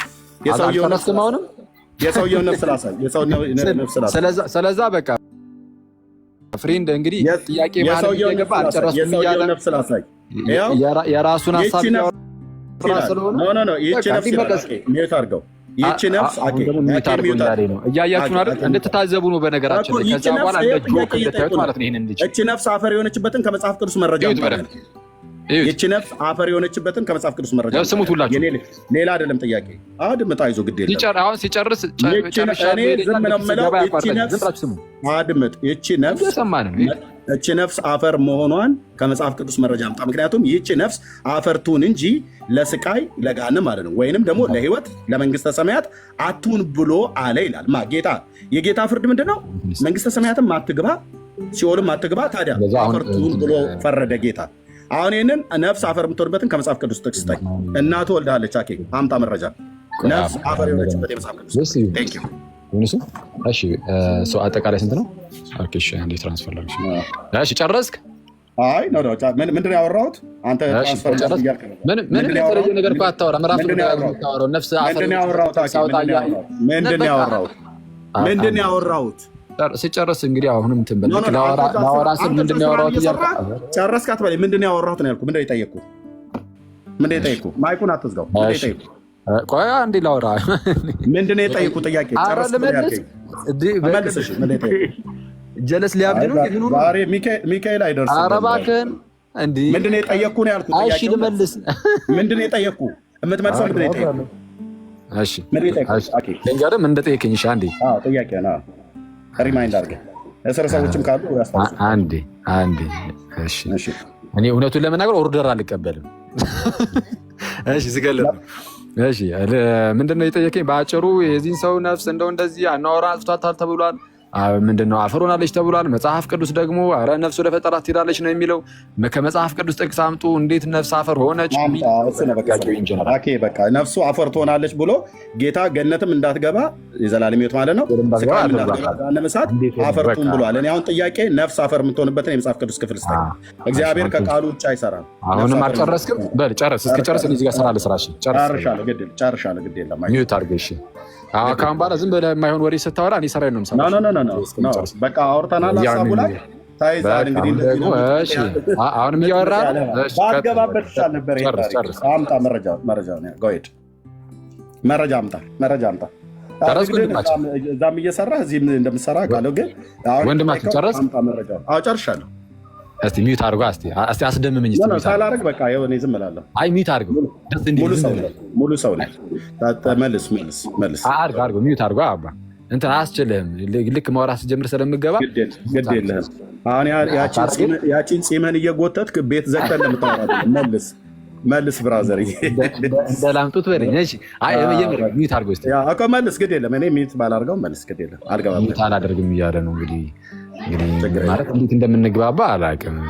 በጣም እኔ በእውነት ትዕግስቴን የሚፈታተን ነገር ነው የምትሰራው ትላለህ። እሺ በአጭሩ አሁን እስኪ ቅድም የመለስኩልህ ግን ምን ነበር? ለዚህ ጥያቄ ምን ብዬ መለስኩልህ? እስኪ አስታውስ። መልስ። ነፍስ አፈር ወደምትሆንበት የት ነው የምታመልጠው? ትልቁ ዳቦ ሊጦ ነው ይላል። አክዬ ተይዘሃል። መውጫ መግቢያ የለህም። የመለስኩልህን እስኪ ንገረኝ። መውጫ መግቢያ የለህም። የመለስኩልህን ሰምተዋል? የቺ ሰውዬ ልመልስልህ። እሺ ያ ቅድም ያልከኝን የዚህ ሰውዬ ነፍስ አፈር እንደሆነች ሁሉ የአኬ ነፍስ አሁን አፈር እየሆነች ነው። መልስ። አሁን ይህን መልስ አምጣ ከመጽሐፍ ቅዱስ። ወደ አፈርነት እየተቀየረች ነው አክዬ። ስለዛ የምመልስልህንም እየሰማህ ነው። አሁን ግን በደንብ ስማ፣ ሳታቋርጥ በደንብ ስማ። አሁን በደንብ አድርጋችሁ ስሙ። ሌሎቻችሁም ኤርሚያስ ባይሰማ ራሱ ገስት ላይ ያላችሁ ፕሮቴስታንት ወንድሞቼ እህቶቼ እና ከታች ያላችሁም ሌሎችም ፕሮቴስታንቶችም ክርስቲያኖችም ወንድም እህቶቼ በደንብ አድርጋችሁ ስሙ። እሺ ሰው ስንመልሰው ነፍስ አፈር ትሆናለች ወይስ አትሆንም? የመጀመሪያ ጥያቄ ሲሆን የምትሆን ከሆነ መሀል ላይ አትግባ፣ ድምፅህን አታስብ፣ ዲስትራክት አታድርግኝ ወንድማችን ከይቅርታ ጋር ማለት ነው። እሺ ነፍስ አፈር የምትሆን እስከሆነ የመጽሐፍ ቅዱስ ማስረጃ ተብሏል። አሁን በደንብ አድርጋችሁ ስሙ እንዴት እንደሚመለስ። ኦኬ ነፍስ አፈር ትሆናለች። ወይኔ አባ አንተን በጸበል ሽር ማድረግ ያለብን እኮ ስማ ይኸው ፊት ለፊት ቁጭ አድርጌው ነፍስ ክርስቲያን ብትሆን የሰው ልጆች ነፍስ ወደ ላይ እንደምትወጣ ነው። የዚህ ኃጢአተኛ ነፍስ አፈር ትበላለች ብሏል። አኪዬ ደግሞ ሁለተኛ አንተም ነፍስ አፈር ብቻ መልሱን አምጣ። መልስ። እሺ ጎሄድ ወይኔ አይደለም መልስ ነው። ጨርሻለሁ በለኝ። አንዴ የስራ ልስራ ጨርሻለሁ። መጽሐፍ ቅዱስ አውራ አይ ልፍቀድልህ፣ አውራ አይ እዛ ገበያ ሲመጣብህ ትራንስፈር ላድርግ እያልክ ለሰው ትራንስፈር ታደርጋለህ። ስራ ጥሩ ነው ስራ፣ ግን አሁን መልሱን አምጣ ከመጽሐፍ ቅዱስ። ልብ በሉ ስራህን እዛ ጨርስና ስጨርስ ንገረኝ። ገበያ ላይ ላወራ ስጀምር እንትን እያልከኝ ስለሆነ አንዴ እስከዛ አውራ። ገበያ ላይ ስላለ ገበያውን ጨርስና ከዛ ደግሞ እንሰጥሃለሁ። እኔ እስከዛ ላውራ ሚዩት ስላደረግከው ማለት ነው። ኦኬ ምንድነው እያለ ያለው? ኦኬ እዚህ የሰውየው ነፍስ አፈር ሆናለች። ጌታ በዚህ ሰውዬ ነፍስ ላይ እንዲህ ዝሙት የሰራው ሰውዬ ነፍስ ላይ ሌላውን በኋላ እናወራለን። የሰውየው ነፍስ አፈር ትሁን እንጂ ለስቃይ ለገሃነመ እሳት ማለት ነው፣ ወይንም ለመንግስተ ሰማያት አትሁን አለ ማ ጌታ። ስለዚህ ምን ትሁን? ገነትም አልገባችም ገሃነምም አልገባችም ይህች ነፍስ። ታዲያ ምንድን ነው የሆነችው? አፈር ነው የሆነችው። ጌታ ደግሞ ሰውን ሲፈጥር ከምድር አፈር ዘፍጥረት መጽሐፍ ምዕራፍ 2 ቁጥር 7 ላይ እግዚአብሔር ሰውን ከምድር አፈር አበጀው፣ የሕይወትንም እስትንፋስ በአፍንጫው እፍ አለበት፣ ሰውም ሕያው ነፍስ ያለው ሆነ ይላል።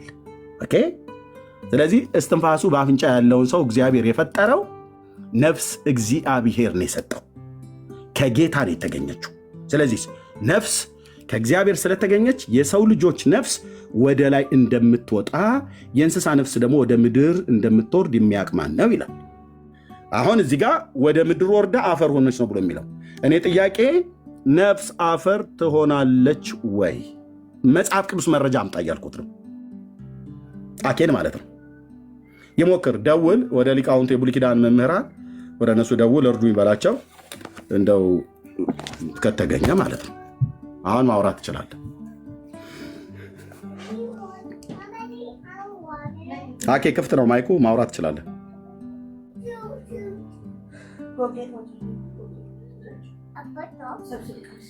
አኬ ማይክህ ሚዩት ነው።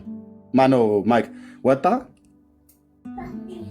ሄደ ሄደ ወደ አባቱ ሄደ። አኬ ና ተመልሰ። እንደዚህ እንደ ድሃ ፍታትማ ለብ ለብ አድርገው አትሄድም። ናችን ነፍስ ከአፈር ውስጥ ለይተህ ታሳየኛለህ ማለት ነው። ኤርሚያስ መጽሐፍ ቅዱስ አይችልም ምን ያቅና ያለ ግድልና ያለ ድርሳን ብላችሁ ስትሉ ነበረ። ተያስኪልሃል እንደዚህ ነው። ተያስኪልሃል እንደዚህ ነው። ና አኬ ና ተመለሰ። ና አይቻለው ና ተመለሰ። ያው ዛሬ ከሁለቱም ቦታ ነው። እዚህም ሰው ታገለግላለህ፣ እዛም ስራ እየሰራ ነው። ስራ ክቡር ነው አይናቅም። እዛ ትራንስፈር ገንዘብ እንደምታደርግ እዚህም ትራንስፈር አድርግልን እንጂ ከእግዚአብሔር ቃል እንደ ዝም ብሎ የቡና ወሬ እንዳናደርገው ብዬ ማለት ነው። መረጃ ስጠናክዬ ቤትን ዘግተህ ኮሜንት ዘግተህ እንደማውራት አይደለም። እዚህ ግን ኮሜንት አንዘጋ። ፈሪ ነው ኮሜንት የሚዘጋ ሰው ምንም አይነት ሀሳብ እንዳይሰጥ። እዚያን የሚሳደብ ይሳደብ፣ የሚራገብ ይራገብ። ኤርሚያስንም አኪልም ከፈለገ ማለት ነው። ባትሳደቡ እንደ ክርስቲያን እንመርጣለን። ግን ደግሞ ምንም ልንረዳቸው አንችልም። ታይ ሜርሲ ምን እያረግሽ ነው? አትዝጉ ኮሜንት ኦኬ። ስለዚህ አኬና ተመልሰ በመድኃኒዓለም ለመጀመሪያ ጊዜ ኤርሚዬ ዘግቼ አይደለም ቼክ እያረኩ ነው እኔ። አንተ ኮሜንት አንዘጋም ስትል አይዶኖ ሰንባዲ ግን ዘግቶታል። ለእኛ ለሞዴሬተሮቹ ብቻ ነው የሚታየው። ዳስ ዋይ ቼክ እያደረግኩ ያለሁት። ኖ ይታያል። እኔ እኮ ይታየኛል። እሺ ኮሜንት እንዴት አይታዩ እንዴ? ለእኔ ይታየኛል። አሁን ነው የመጣው ኤርሚ። ሙሉ ለሙሉ ጠፍቷል። ኢቨን በውስጥ ሰው ኮሜንት ክፈቱ እያለ ነበር። ለሞዴሬተር ብቻ ነበር የሚታየው። ኮሜንት ጠፍቷል። የለም ኮሜንት ዝግ ነው። ማን ውሸታም እንዳትደረግ ነው። ኦኬ ቼክ እያደረግኩ። ማን ነው ይህንን ያደረገ?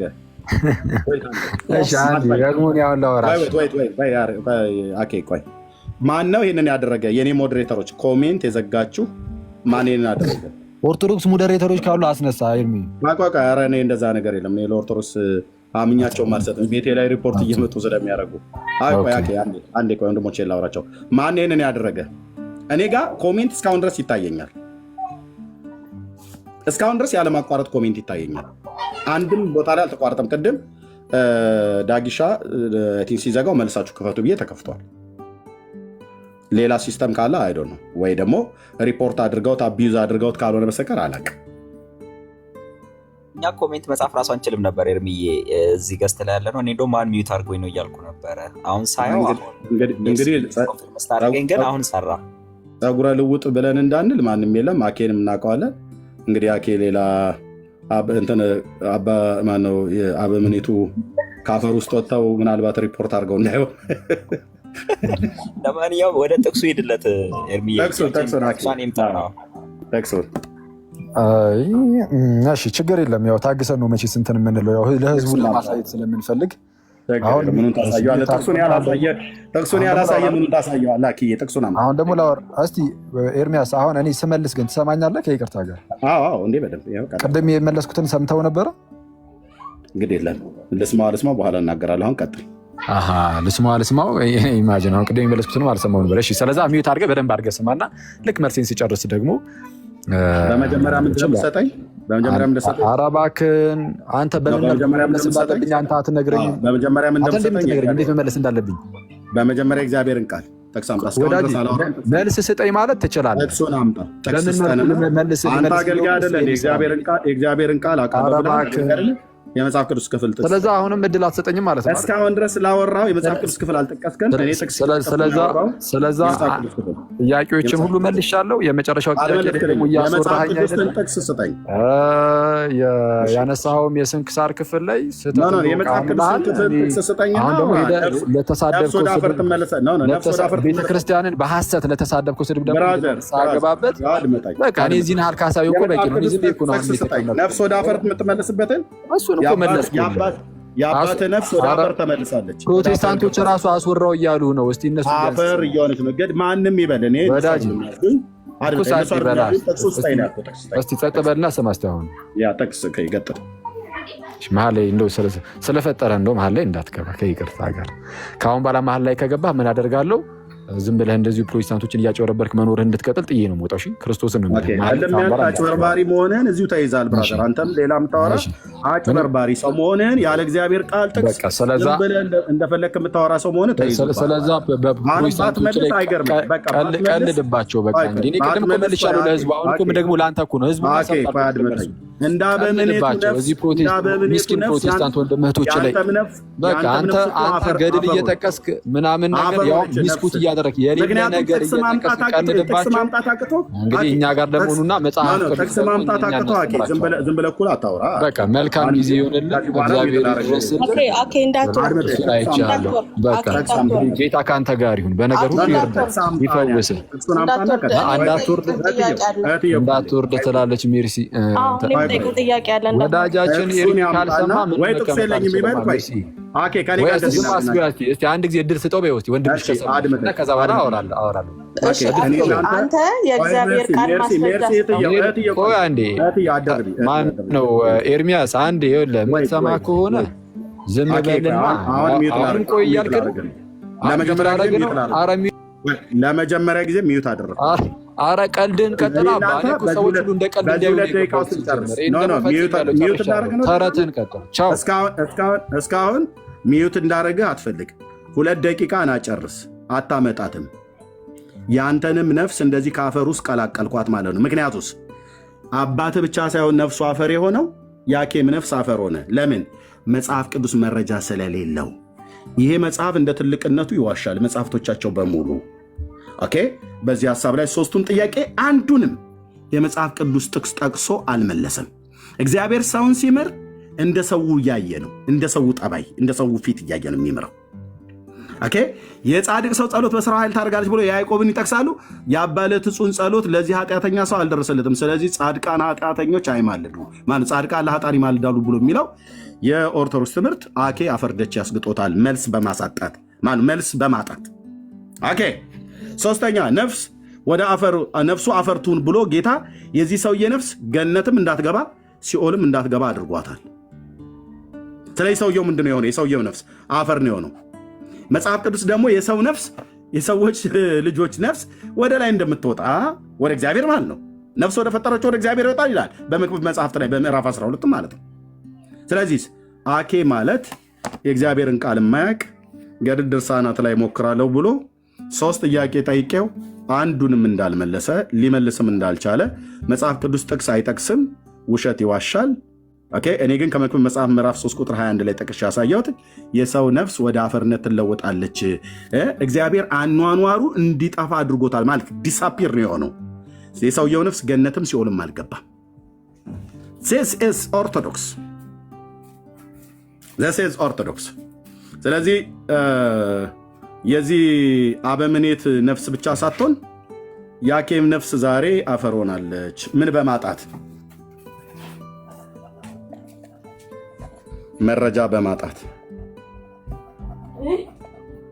መረጃ በማጣት የዚህ ሚስቱን እናቱን 10 ጊዜ የተገናኘው የአኬ የገዳ አበምኔት አባት ብቻ ሳይሆን የአኬም ነፍስ ዛሬ መረጃ በማጣት አፈር ሆናለች ማለት ነው። በአፈር ውስጥ ተሰቃይታ ነው የወጣችው። ማታ ቤት ዘግተህ ብቻህን እንዳወራበት አይደለም። ጸጉርን እየሳብክ እዛ ህዝብ ላይ የምትቀልድበት መጽሐፍ ቅዱስ ያላነበበ ምስኪን ህዝብ ላይ እንደምትቀልድበት አይደለም። እዚህ አየህ፣ ለዘመናት ኤርሚያስ መጽሐፍ ቅዱስ አያውቅም ስትል ነበር። ና መጽሐፍ ቅዱስ መረጃ አምጣ ብዬ ስል አንድ ጥቅስ የጠቀሰ ልምታችሁ አንድ ወፍ ጨርሻለሁ። ከፈለጋችሁ መበተን ትችላላችሁ ማለት ነው። ሌላ የሚያወራ ሰው ካለ እድል እሰጣለሁ። ቴንክ ዩ። ኦኬ ፌዝ እንኳን ደህና መጣ። ኤርሚ ይቅርታ፣ ሰው ከመቀበል በፊት ሰው እያለ ማለት ነው። እንግዲህ ኦርቶዶክሳውያን በጻድቃንና በሰማዕታት የምታምኑት እምነት ዛሬ በተለይ በዚህ በቲክቶክ የምትከተሉት መምህራችሁ የጻድቃን ምልጃ እንደ እግዚአብሔር ፈቃድ ነው። ይሄን ነበር ልጠይቀው የነበረው። የጻድቃን ምልጃ እንደ እግዚአብሔር ፈቃድ ነው። ስለዚህ ምልጃችሁ ሊደርስም ላይደርስም ይችላል። ኦኬ፣ የጻድቃንና የሰማዕታት የመላእክት የምትሉት ይሄ ምልጃ ዛሬ አኬ በአንደበቱ እዚህ ቤት ገብቶ እንደ እግዚአብሔር ፈቃድ ነው፣ ግን ፕሮባቢሊቲ አለው ጻድቃን ስለሆኑ። አያችሁ እንዴት እንደሚጫወቱባችሁ። ይሄን ነበር ልጠይቀው የነበረው። ኦኬ፣ እንደ እግዚአብሔር ፍቃድ ነው፣ ጋራንቲ ያለው ምልጃ አይደለም። ጠይቁ፣ በደንብ ጠይቁ፣ አንብቡ። ዋው ቲክቶዶክስ እንደዚህ እያመቻመቸች ነው የምታሳምናችሁ። እንደ እግዚአብሔር ፈቃድ ነው የጻድቃኖቻችሁ ምልጃ። እሱ ብቻ ሳይሆን እህትየው እንደ ሰውየው ነው ጌታ የሚፈርድበት አለ። ኤግዛክትሊ እንደ ሰውየው እያየ እንደ ሁኔታው የሰውየው መልክ፣ ጠባይ፣ አኗኗሩን እያየ እንደዛ ነው የሚፈርድበት። በቃ ይሄ ነው እንግዲህ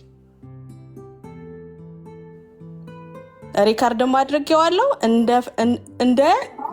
እንደ ፈቃዱ እንደ እግዚአብሔር ፈቃድ የጻድቃን ምልጃ። ዋው ባይ ዘ ዌይ ኢትስ አ ቢግ ዲል። ለማምለጥ አንደበቱ ላይ የመጣውን ነው ረጭቶ የወጣው ተናግሮ የወጣው፣ ግን በጣም ትልቅ ነገር አስመዝግቦና አስቆጥሮ ነው የወረደው። በጣም ቆንጆ፣ በጣም ቆንጆ። ቀጥሉ ወንድሞች። እሺ ቴንክ ዩ ወገኖች። እሺ ቢን ማነው ሶሊ በጣም እንትን እያለ ነበር ልጁ። ትንሽ በጣም ትቤት በቃ እዚች ትናጋው ድረስ ነው። እና አንተን በቤት ሚውት አርግ እንደዚህ አርግ ምናምን እኔ ሚስትሪት መጣኝ ነው። አንተ ትዕግስት ይገባኛል፣ ግን በጣም ያበሳጭ ነው። በጣም በቃ በቤት የተወጠረ ስለሆነ ሙድ ሊይዝብህ ምናምን አክት ያደርጋል ማለት ነው። ታች ወርዶ ምናምን በቃ መግባት አልፈለገም፣ ጨንቆታል። ጊፍት ምናምን ወደ አንተ ይወረውራል ምናምን። እና ዞሮ ዞሮ ዛሬ ይሄ የአበምኔቱ ነፍስ አፈር እንደሆነች የአክሊል ነፍስ የእግዚአብሔር ቃልን ጥቅስ ከማጣት የተነሳ አፈር ሆናለች የሚለው የኤርሚ አባባል ኮት አድርጊያታለሁ እሷን ማለት ነው። ምንም የጻድቃን ምልጃ የሚባለው አባ ለተጽዮን የሚባለውም ምንም አይነት ምልጃ እንዳላደረገ ወይ ደግሞ ምልጃው ተቀባይነትም አላገኘም። ለምን አልምርም ብሏል ጌታ። ሁለተኛ አፈር ትሁን እንጂ ወደ ሲኦልም ወይ ወደ ገነትም አትግባ የሚል ፍርድ፣ እንደዚህ አይነት ፍርድ እግዚአብሔር ዘንድ አለ ወይ? እንደዚህ አይነት ስፔስ ክፍተት አለ ወይ በእግዚአብሔር ቃሉ ስንል የለም። ሰው ወደ ዘላለም ጥፋት ወይ ወደ ዘላለም ሕይወት ነው የሚሄደው፣ አለቀ። ስለዚህ አባታችን በረከታቸው ይደርብን ብላችሁ በስንክሳር የጻፋችሁት አባ ለተጽዮን የምትሉት ሰው የእሱ አማላጅነት እንደ ኃጢአቱ ይሰረይለታል ምናምን ይላል። ቅድም እንዳነበብኩ 19ኛው ቁጥር ላይ እና ኃጢአቱ የሚሰረይለት ምን ስላደረገ ነው? አሁን ይሄ እንደው እንደሌላው እንደነ ማርያም እንደነ ገብርኤል እንደው ምን አደረገና? ወይ ዘላለም ሕይወት አላሰጠ ወይ ሲኦል አላስገባ። ስለዚህ ምንም የዚህ ሰው በረከት ይደርብን የምትሉትና የምትተሻሹት ይሄ የስንክሳር መጽሐፍ የኢትዮጵያ ኦርቶዶክሶች ስለማትሰሙ ነው፣ ገልጣችሁም ስለማታነቡት ነው እንጂ የሚታይ የሚጨበጥ ነገር አሁን ይሄ ሰው እያደረገው ነገር የለም። ለምን ገነት የማይገባበት ወይ ደግሞ ሲኦል የማይገባበት ሌላ አፈር ትሁን ነፍስ የሚባል እንዲህ አይነት አሰራር በእግዚአብሔር ትምህርት ውስጥ የለም፣ በእግዚአብሔር ቃል ውስጥ። ወንድማችን አክሊል